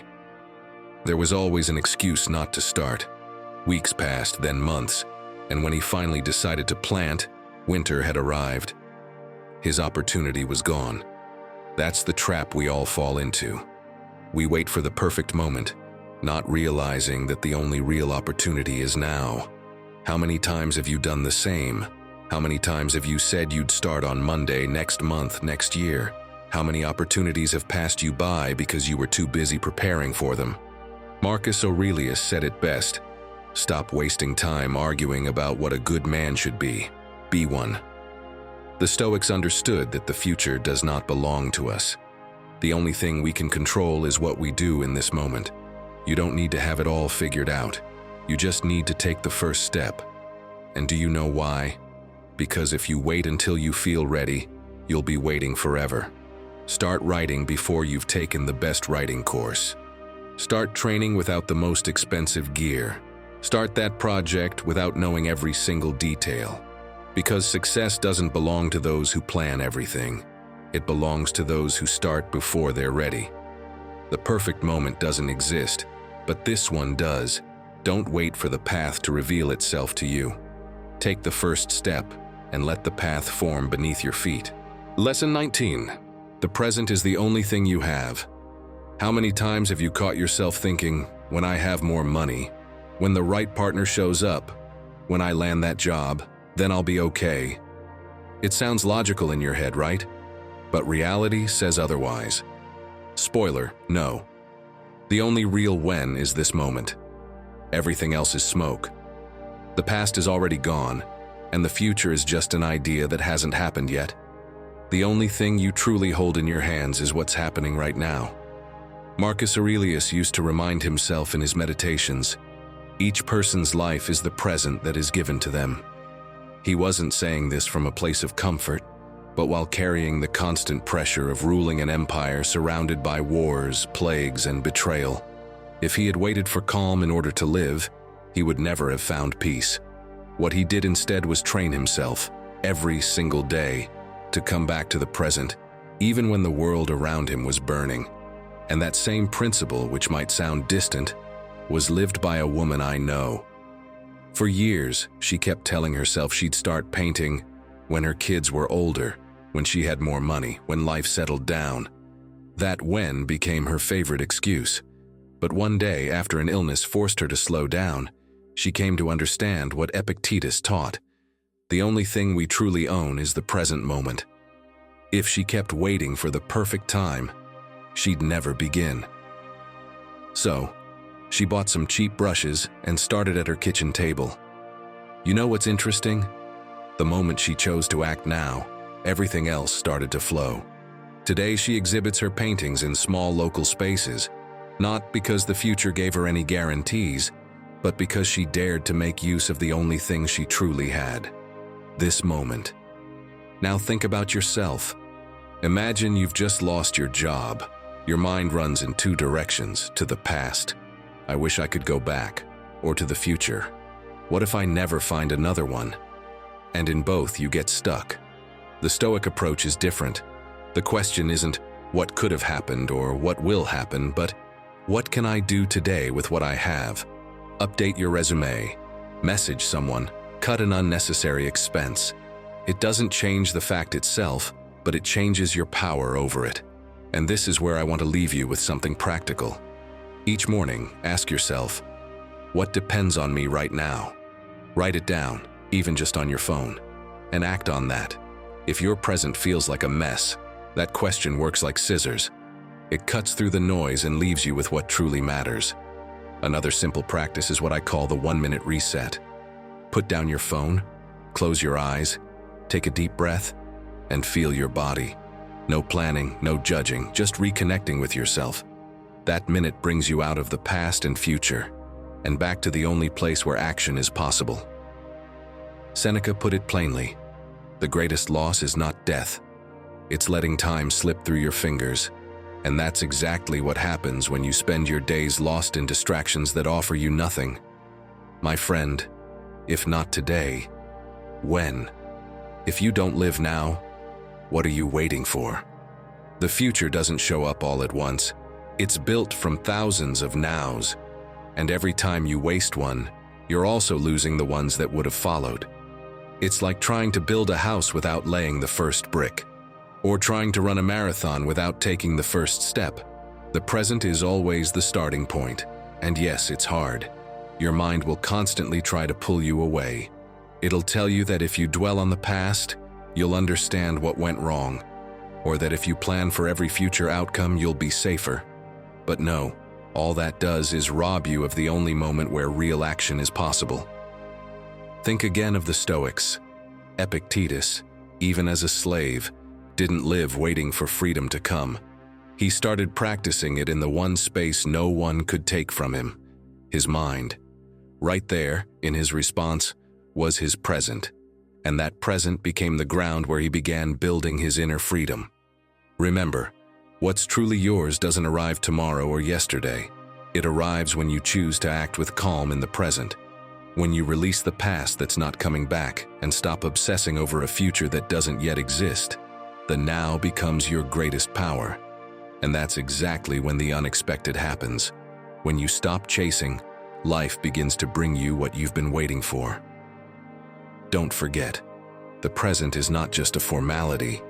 It's the only real space where life actually happens. Lesson 20. If it doesn't make you better, why do you keep doing it? We all have habits we repeat without thinking. Checking our phone every 2 minutes, complaining about work, but never looking for another option, arguing over the same things with the same people. And the funny thing is, even though we know none of this makes us better, we keep doing it like robots. Why? Because the mind is tricky. It makes us believe that what's familiar is what's right, that repeating the same patterns keeps us safe. But in reality, all those behaviors do is keep you stuck in the same place. It's like trying to run with your shoelaces tied together. You know you won't get anywhere, that you could move faster, but instead of stopping to untie the knots, you keep dragging your feet. If that sounds crazy to you, then tell me, why do you act this way in other areas of life? Maybe one day, someone said something that made you raise an eyebrow. You should relax more. You're always rushing from one thing to another. You laughed. It's not that easy, you thought. But that sentence stayed in your mind longer than you expected. Because the truth is, you have time to watch 3 hours of random videos but not to meditate for 5 minutes. You have the energy to argue on social media, but not to exercise. You have the willpower to keep making the same mistakes over and over, but not to break free from them. So the question remains, if it doesn't make you better, if it doesn't bring you closer to the life you want, why do you keep doing it? Psychology has an answer. Daniel Kahneman, Nobel Prize winner and author of Thinking Fast and Slow, explains that our mind operates in 2 systems: the automatic system, which repeats patterns without questioning them, and the rational system, which evaluates and makes conscious decisions. The problem is that we spend 90% of our time on autopilot. We react, we repeat. We stick to what's familiar because it's easier than stopping to question it. Kahneman put it clearly. Humans rarely think about their actions. We follow what's familiar, even when what's familiar harms us. And the Stoics understood this over 2,000 years ago. Seneca warned that the worst habit of all is living without questioning how you live. If Marcus Aurelius were in your place, he would see the problem with the clarity of someone who understands the nature of life. He wouldn't waste time on things that don't make him better. He would say, just as he wrote in Meditations, stop debating what a good man should be. Be one. Because often you don't find peace, not because life is difficult, but because you cling to what's hurting you. You keep engaging in the same arguments. You keep rushing through life. You keep maintaining relationships that drain you. You keep making decisions that take you further from the person you want to be. The Stoics had a simple rule: if something is beyond your control or doesn't improve your life, let it go. Not because it's easy, but because it's necessary. Today, I want to challenge you to do something. Think of just one thing you keep doing, even though you know it's not good for you. And then ask yourself, why am I still here? What would happen if I simply let it go?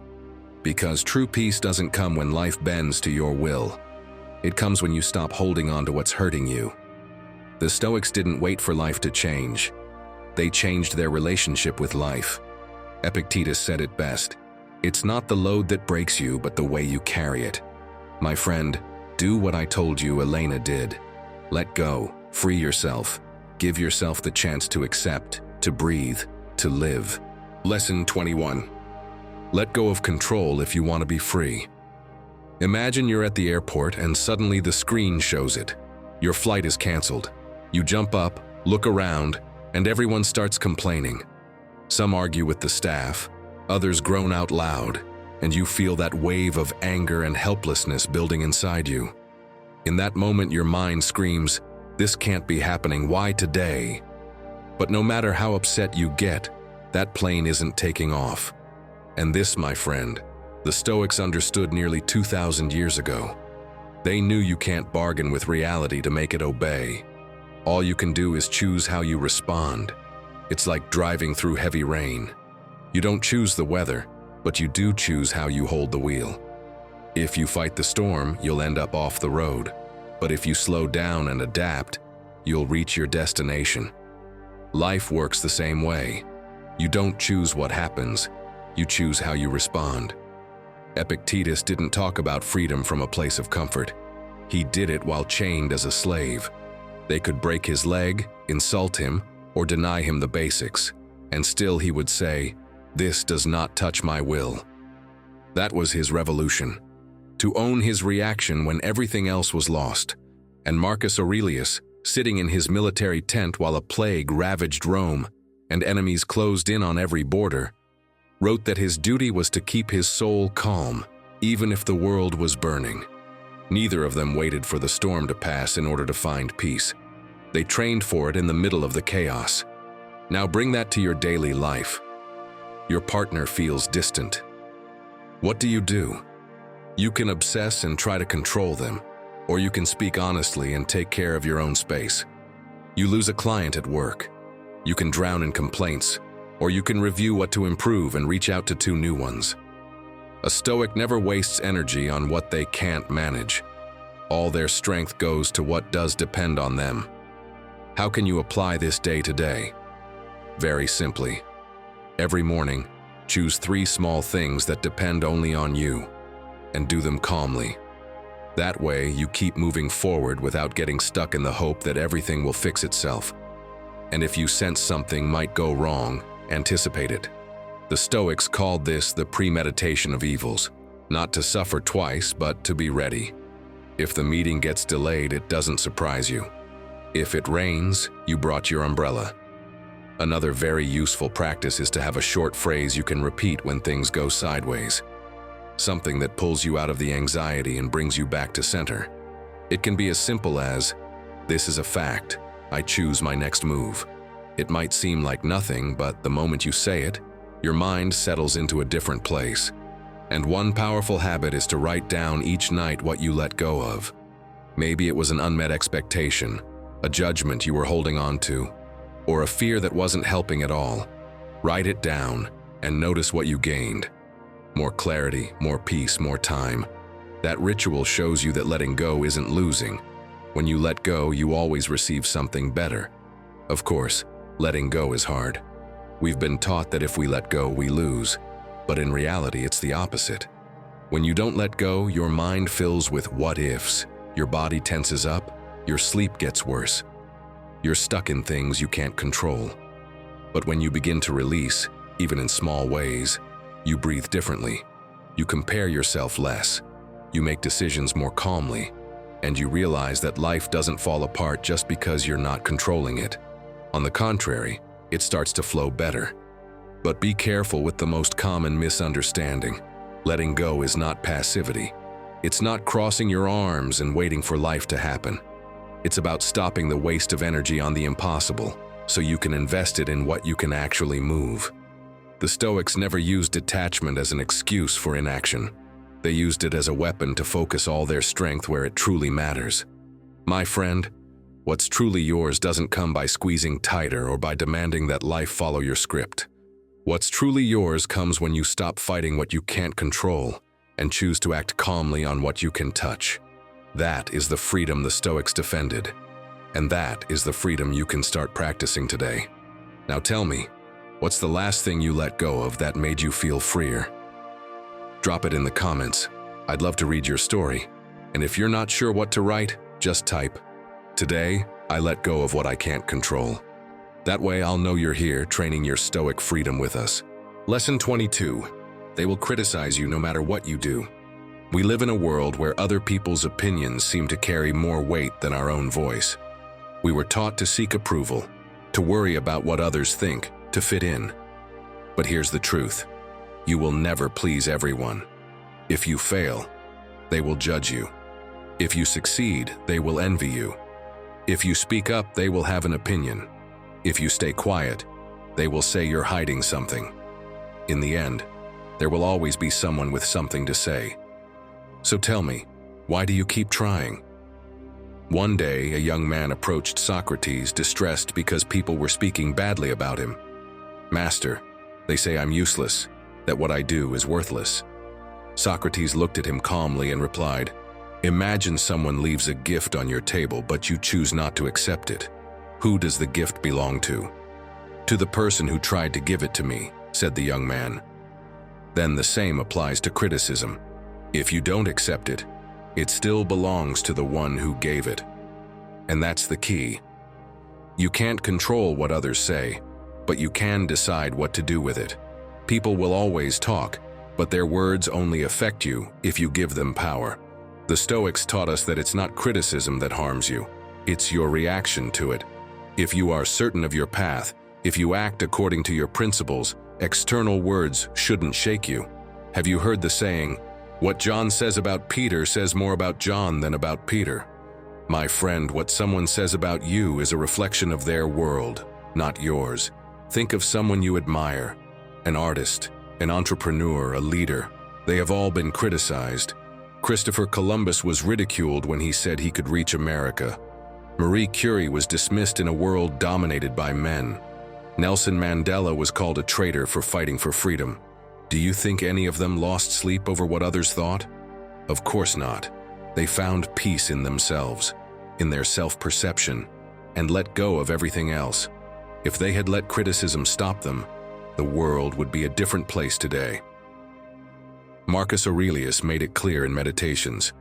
He taught us that if we live to please others, we will be their slaves for life. The Stoics knew that relying on external approval means handing control of your life to others. Because if you live by their expectations, you will never truly live for yourself. If you want criticism to stop affecting you, do this. First, ask yourself who the criticism is coming from. Is it really from someone whose opinion you value? Because not all judgments deserve your attention. Second, focus on what you can control. You can't stop people from talking, but you can stop giving them importance. What you think of yourself matters more than what others think. That is what should bring you peace. So do what makes you grow. Make decisions without fear. Walk firmly in your purpose. They will criticize you no matter what you do. Let them criticize you for doing the right thing. And now tell me, are you going to keep living according to other people's opinions? Or are you finally going to start living according to your own? Lesson 23. What you do today determines who you'll become tomorrow. This is the point that changes everything, the one that separates dreamers from achievers, the ultimate key to accomplishing the impossible. Because it doesn't matter how much you prepare, how much you plan, or how much you believe in yourself. If you don't take action every single day toward what you want, you will never get there. Success doesn't happen in one big heroic moment. It's not the result of a single grand action. It's the outcome of hundreds of small daily choices. It's what you do when no one is watching. It's what you risk when you could settle for less. It's what you repeat day after day when everyone else has given up. Now think about the people who have achieved the unthinkable, the great fortunes, the brilliant minds who changed history, the athletes, artists, and leaders who now seem untouchable. Do you really think all of that happened by chance? Or do you think they visualized the life they wanted and took action every single day, without excuses, without waiting for the perfect moment? And here's the harsh truth. If you delay today, tomorrow, you'll still be in the same place. If you let opportunities pass today, tomorrow it'll be even harder to take them. If you tell yourself you'll start later, you'll probably never start. Life is nothing more than the accumulation of what you do right now. Imagine someone who wants to change their life but finds an excuse every single day. I'm too tired today. It's not the right time. Tomorrow will be different. But as the years pass, they realize that every tomorrow was a wasted opportunity. As our wise Stoic friends taught us, the present is the only thing we truly own. Marcus Aurelius wrote, "Do not waste what remains of your life in doubt and procrastination. Life is happening now." The problem is, we keep waiting for the perfect moment, the ideal motivation, the magical sign that tells us now is the time to act. But the only sign you need is this one, the fact that you're here, right now, hearing this. If you truly want to achieve the impossible, do this right now. Grab a piece of paper and a pen. Write down, in detail, what your perfect life would look like 5 years from now. Where would you be? How would you feel? What would you be doing? Be specific. Don't hold back. Once you have it, look at that list. Now bring that future into the present. Find one small thing you can start doing today. If you want to be in shape, train today. If you want to own a business, research today. Don't wait. Do it now. And the most important key, repeat it every day. You don't have to do everything at once, but each small action is a vote in favor of the life you want to build. In the end, your destiny isn't determined by what you say you'll do. It's determined by what you actually do, over and over and over again until you make it happen. So tell me, what are you going to do today to change your tomorrow? Lesson 24. Not everything deserves a response. There are battles that aren't worth fighting, ones where just stepping in means you've already lost. But even knowing this, we sometimes engage in pointless arguments, respond to provocations, and drain ourselves over problems that lead nowhere. And all because we feel the need to respond, to defend ourselves. Otherwise, we think our honor, our dignity, who knows, maybe even our self-esteem will be damaged. But tell me, do you really win anything every time you respond? Or do you just end up angrier, more exhausted, and with the feeling that you've wasted your time? Think about this. If you shout at a stone, if you insult it, the stone won't insult you back. If you hit it, it won't strike back. Not because it's weak, but because nothing external has power over it. Now tell me, how do you think the stone feels? Do you think it will get offended and won't be able to resist the urge to throw an insult back at you? Of course not. The stone will remain exactly as it was before, unshaken, calm, unchanged. And now, how do you think the person who wasted time yelling at it feels?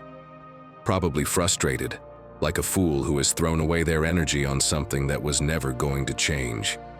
So who do you want to be? The one shouting or the stone? The point is this: you can't stop others from provoking, criticizing, or attacking. But you can decide whether you let it get to you or stay calm. Imagine you're having a pointless conversation with someone who just wants to argue. Do you seriously believe that? Even you don't buy that. They say with sarcasm, questioning your honesty. You could respond, you could explain your point of view, but something inside you whispers, "What for?" Deep down, you know you won't convince them.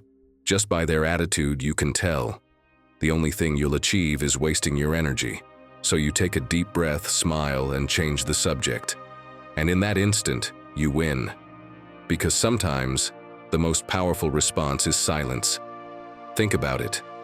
Have you ever seen someone argue with a wall? No, because the wall doesn't respond. When you stop feeding the conflict dies on its own. A perfect example of this is Mahatma Gandhi. During his fight for India's independence, he was insulted, beaten, humiliated, and he never responded with violence. When people asked him why he didn't strike back, he would say, "An eye for an eye, and the whole world will go blind." His silence wasn't weakness, it was his greatest strength. If Gandhi had responded with hatred, he would have become the very thing he was trying to change. But by refusing to react as his aggressors expected, he disarmed their violence. Can you imagine the inner peace it takes to act that way? And this is where his lesson aligns with the Stoics. They believed that true control doesn't lie in what others do, but in how you choose to react to it. Marcus Aurelius taught us that if someone provokes you, you must remember that their behavior belongs to them, not to you. You can't control their words, but you can control your response. Like Gandhi, the Stoics knew that reacting with anger means giving someone else control over your peace. That pride, the need to prove you're right, are ego traps that only pull you further away from real strength. If you respond to every provocation, you cling to negative energy. When you argue with someone who doesn't want to understand, you chain yourself to their ignorance. When you always need the last word, you become a prisoner of your own pride. So today, I leave you with a powerful challenge. The next time someone tries to provoke you, don't respond. Look at the situation from the outside and ask yourself, do I really need to engage in this? Will reacting bring me peace or pull me away from my center? And then, choose silence, because not everything deserves a response. Sometimes true wisdom lies in letting go, just like a stone would. So tell me, what battle are you going to release today to find peace within yourself? Lesson number 25. Stop thinking about what you lack. Tell me the truth, how many times do you wake up and the first thing that pops into your head is a list of everything you don't have? Not enough money, still no partner, the project still isn't working out.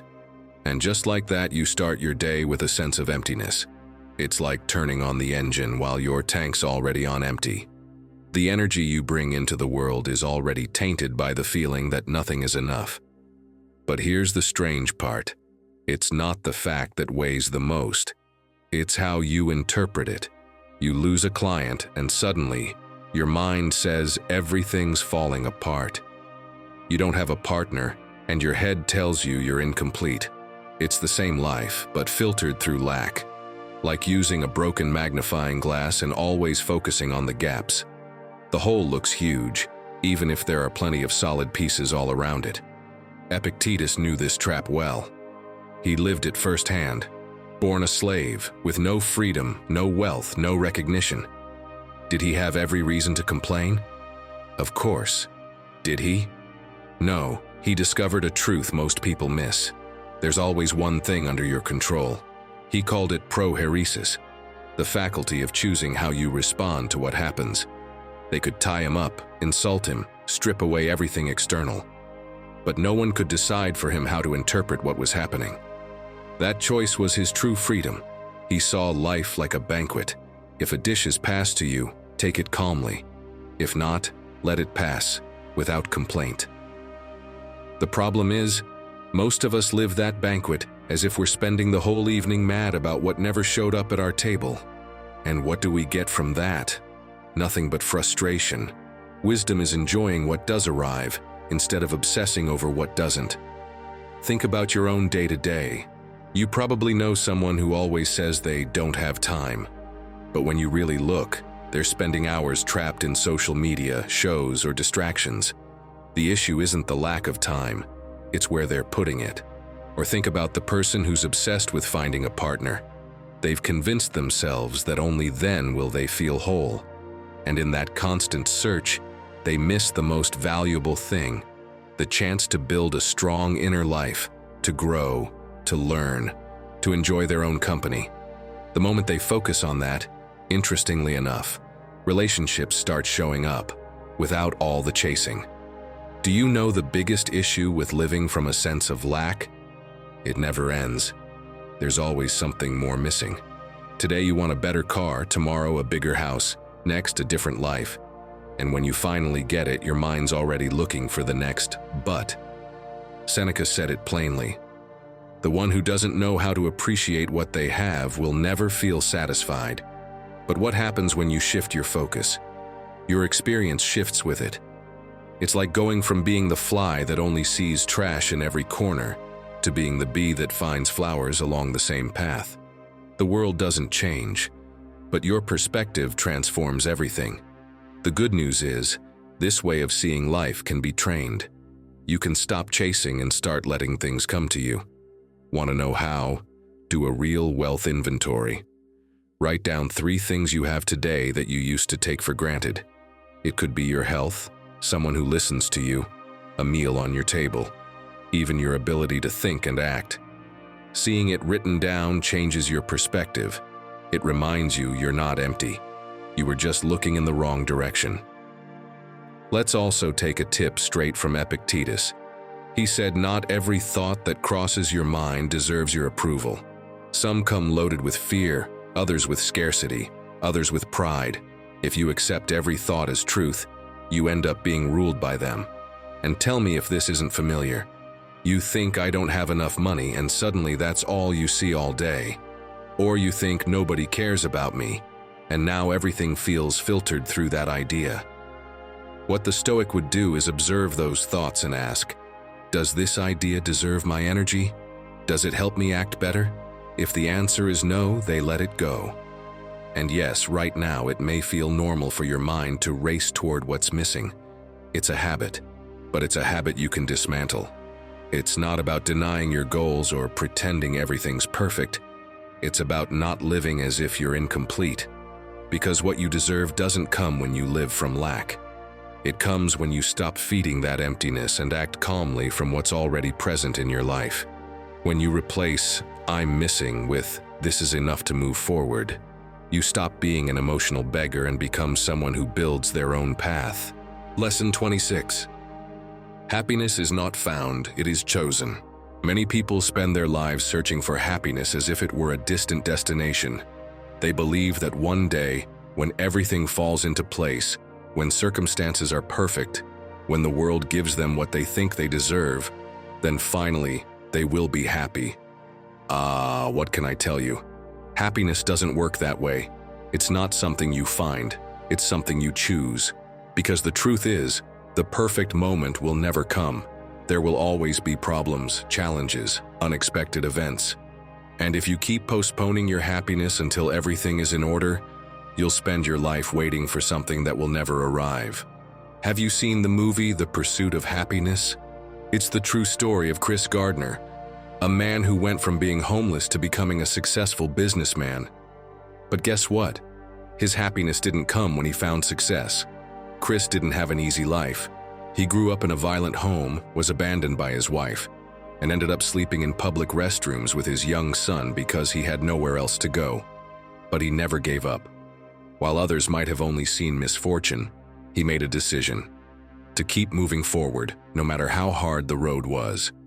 The Stoics would have understood his story perfectly, because they too lived lives marked by adversity. Do you know who else is a great example of this? Epictetus. The Stoic philosopher was born a slave. He had no freedom, no rights, not even control over his own body. His master broke his leg and left him crippled for life. And what did Epictetus do? Cry? Maybe. Just to release his emotions, but not to victimize himself, not to throw his life away.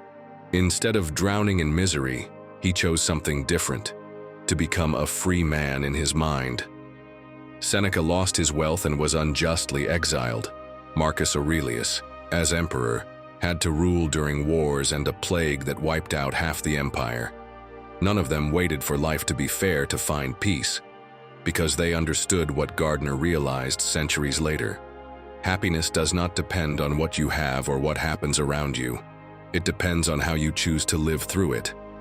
Marcus Aurelius wrote the most inspiring sentence in history: "The happiness of your life depends on the quality of your thoughts."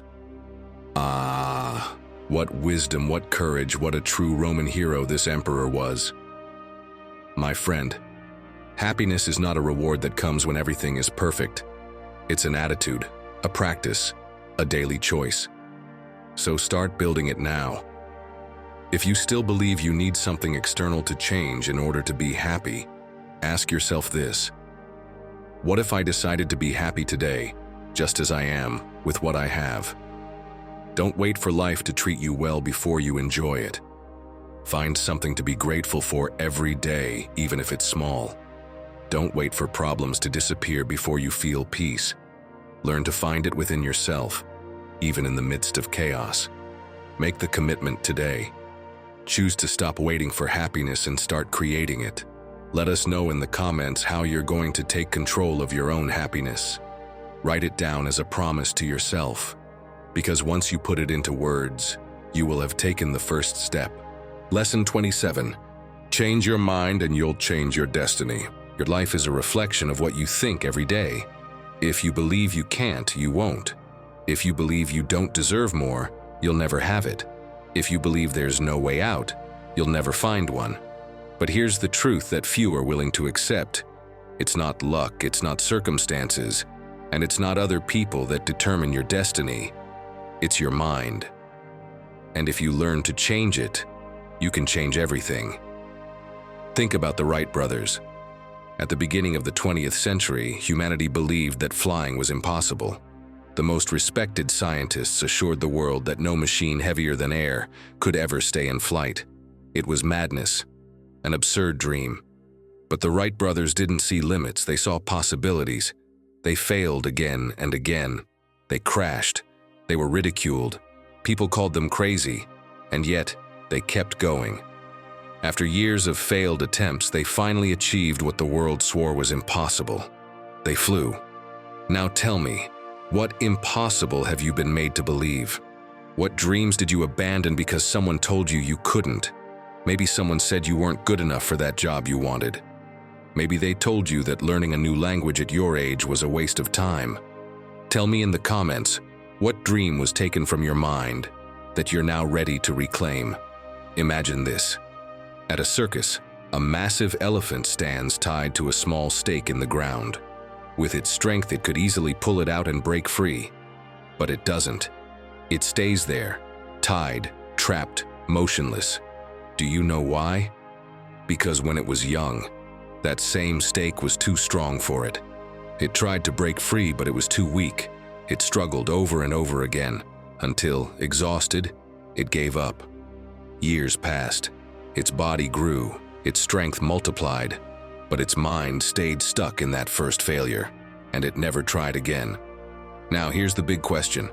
How many times have you done the same thing? How many times has one past failure convinced you that you'll never be able to do something? And so you stay there, tied to an idea you could break free from if only you dared to try again. The Stoics understood this better than anyone. To them, true freedom wasn't found in the outside world. It was in mastering your own mind.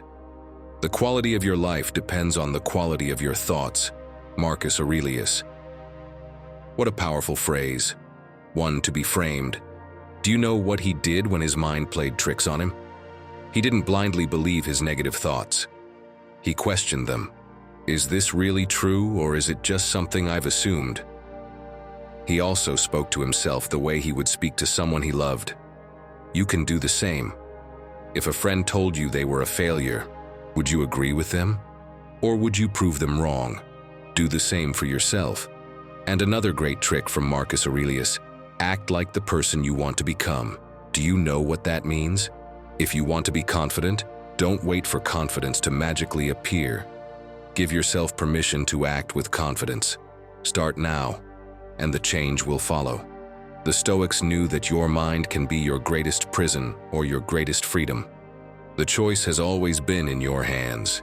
If you change what you believe is possible, you will change what is possible for you. Lesson 28. The 4 enemies that steal your calm. There are 4 saboteurs that sneak into your mind and rob you of peace. Fear, impatience, rigidity, and pride. Picture Marcus Aurelius in his military tent, a dim oil lamp lighting the maps of the empire.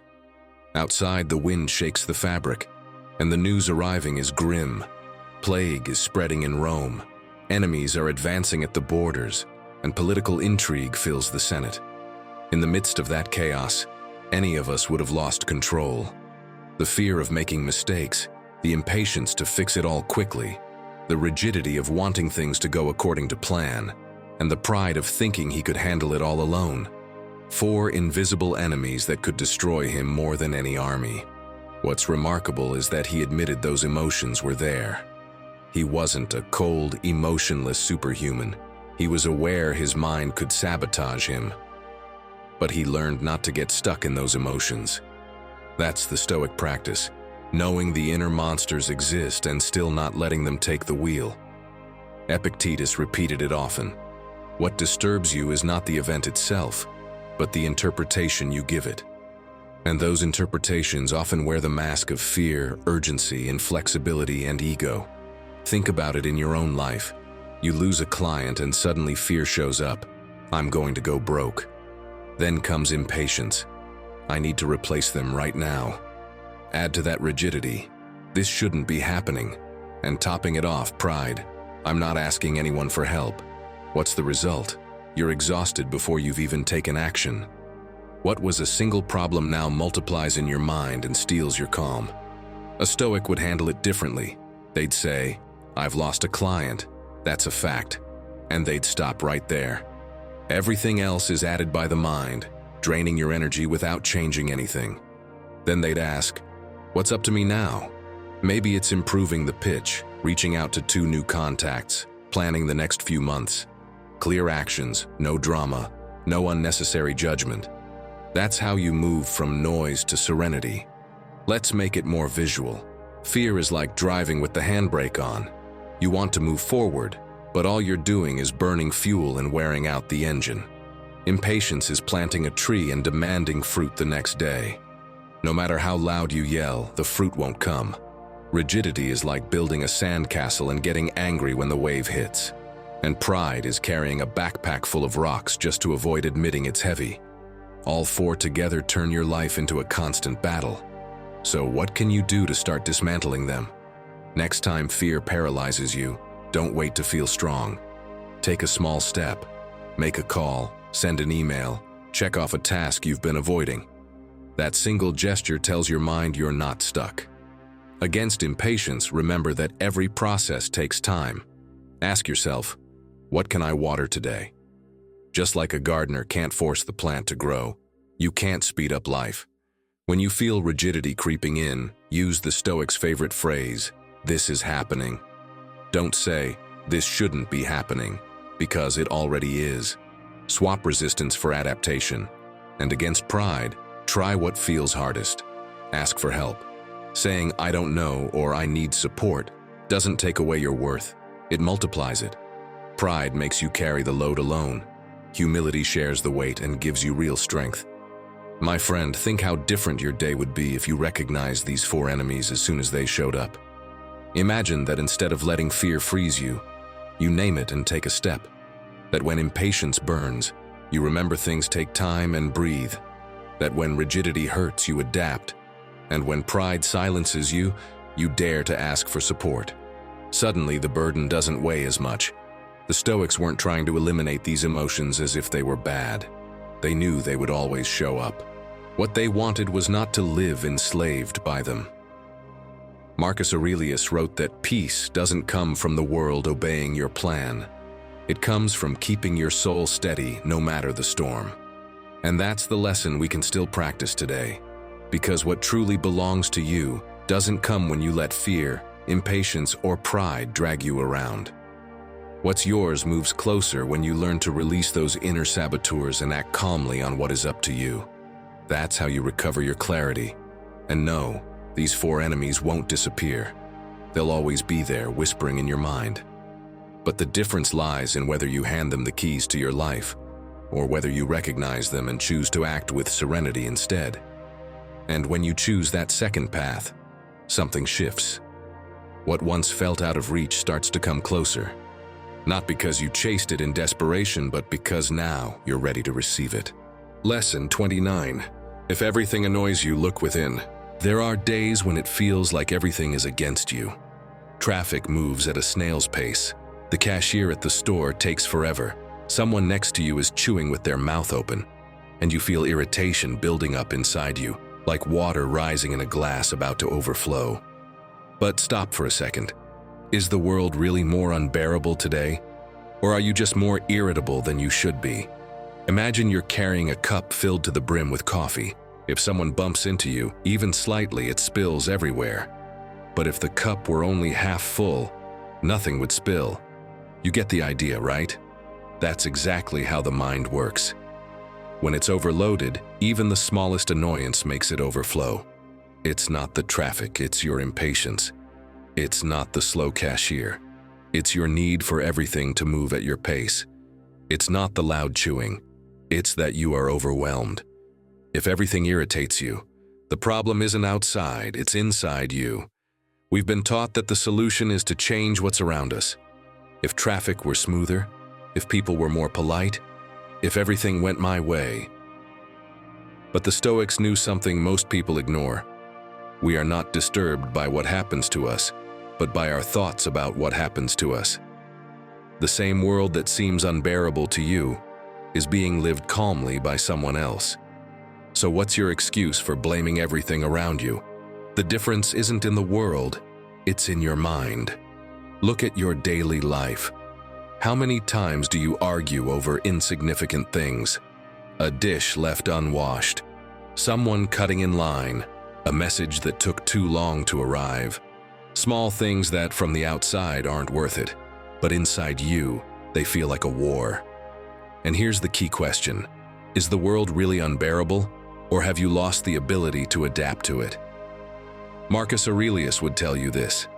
You will only find peace when you stop complaining about things outside your control. If everything has been bothering you lately, take a pause and ask yourself, am I exhausted? Fatigue turns patience into irritability. Sometimes it's not the people around you, it's that you need rest. Am I frustrated about something else? More often than not, the thing that makes you snap isn't the real issue. It's not traffic stealing your peace. It's that conversation you've been avoiding. It's not the noise. It's the worries you've been carrying for weeks. Am I stuck in my own head? The more you obsess over how things should be, the more frustrated you'll be with how things are. Not everything has to be perfect. Anger is a symptom, not the cause. And if you keep ignoring what's inside, you'll remain a puppet to every external situation, drifting further each day from the happiness you seek. My friend, accept it. The world is not going to change to match your impatience. The solution is not demanding that everything adjusts to you, but learning to master your mind. Next time something irritates you, instead of reacting as usual, try this. Pause and breathe. 1 second of stillness can save you hours of unnecessary anger. Ask yourself, is this really worth it? Most of the time, the answer is no. Remember that your peace is worth more than any fleeting annoyance. So tell me, will you keep letting every little thing steal your calm, or will you take back control of your mind? The choice is yours, and that is your greatest advantage. Lesson 30. What's yours arrives when you're at peace. Ah, peace. That treasure that always seems out of reach, but for the Stoics, it was the center of everything. They practiced it daily, like someone training a muscle. And I have a friend who discovered the same truth.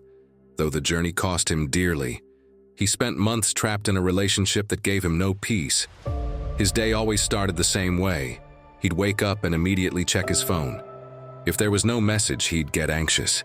If there was a message, but it was short, he'd analyze it word by word like it was hiding a secret. He lived with his heart in his throat. He couldn't focus at work or enjoy a peaceful meal because his mind was constantly chasing. And the more he insisted, the more he tried to force the connection, the more distant the other person became. It was like living with a rope around his neck. The harder he pulled, the tighter it got. Sound familiar? That lack of inner peace is the very poison that drives away the things you want most. Epictetus would have said the problem wasn't the other person, it was the way he had chosen to hand over his calm. Because when your peace depends on what someone else does or doesn't do, you're no longer free. And Seneca warned it with brutal clarity. Nothing is enough for the one who finds enough too little. If you can't find serenity within, no external validation will ever fill you. The same thing happens in all areas of life. Take relationships, for example. The more you beg for love, the more you wear it down. The other person can feel it, and what once might have been natural becomes pressure. But when you learn to enjoy your own company, when you're okay with yourself, suddenly you attract people who value that calm. Or take work. When you spend your days begging for recognition, chasing a promotion with anxiety, you project insecurity. And even if you work hard, your energy doesn't convince. But what happens when you simply do what depends on you, with calm and consistency? Your value speaks for itself because it shows in every action. Seneca said it in a way that stings. Nothing is enough for the one who finds enough too little. And that is the root of lost peace. If you believe your calm lies in the next paycheck, the next partner, or the next achievement, you'll never find it. Because the moment you reach one goal, another gap shows up to be filled. It's like running on a treadmill that never stops. Tons of effort, no real progress. Peace isn't found in what you reach tomorrow. It's in how you choose to live today. Mark Manson, in his book, The Subtle Art of Not Giving a Feck, describes a similar paradox. The more desperately you try to prove your worth, the less you radiate it. And when you learn to release that need, respect and opportunity start arriving on their own. Calm attracts. Anxiety repels. That's why, if you want peace, it's not about piling on more. It's about stopping the chase for things that don't really hold your peace and starting to act from a place of inner stillness. Here's something simple you can start doing tomorrow. Each morning, instead of diving straight into the noise of your phone, sit for 1 minute in silence and repeat 3 things that already give you peace. It can be as simple as, I breathe deeply and I'm here. I have a place to rest. Or, there's someone I can talk to if I need. This isn't about inflating your ego. It's a reminder that peace doesn't come from outside. It comes from what you're already holding inside. And here's a question you can ask yourself anytime you feel anxious about chasing something. Does this thing I want bring me closer to peace, or does it take it away? The answer is brutally honest. If what you're after creates more noise than calm, maybe you're chasing it for the wrong reasons. But if what you want is aligned with your inner stillness, then it's the kind of pursuit that deserves your energy. My friend, what's truly yours doesn't need chasing. When you let go of the anxiety to prove yourself, when you act with integrity, what's meant for you shows up. Maybe not at the moment you imagined, but at the moment you're ready to receive it. Marcus Aurelius didn't wait for the empire to be perfect before choosing peace. He practiced it daily, even in the midst of war and betrayal. And that's what made him strong. You can do the same. You don't need the world to hand you guarantees to be at peace. You just need to choose peace, so that what's truly yours finally has space to arrive. Letting go of the rush, stopping the desperate chase, and learning to trust the present moment. That's what truly changes everything. It's not about stacking up achievements or running after what's missing. It's about living with calm, acting with intention, and making room for what's meant for you to arrive on its own. Because when you stop searching like a madman, life begins to align in your favor. If you've made it this far, write in the comments, when I stop searching, everything arrives. That tells me you're part of this community that doesn't give up. Subscribe and turn on the bell so we can walk this path of wisdom together. You've got more videos on screen waiting for you, because every step counts. Click now, and let's keep learning together.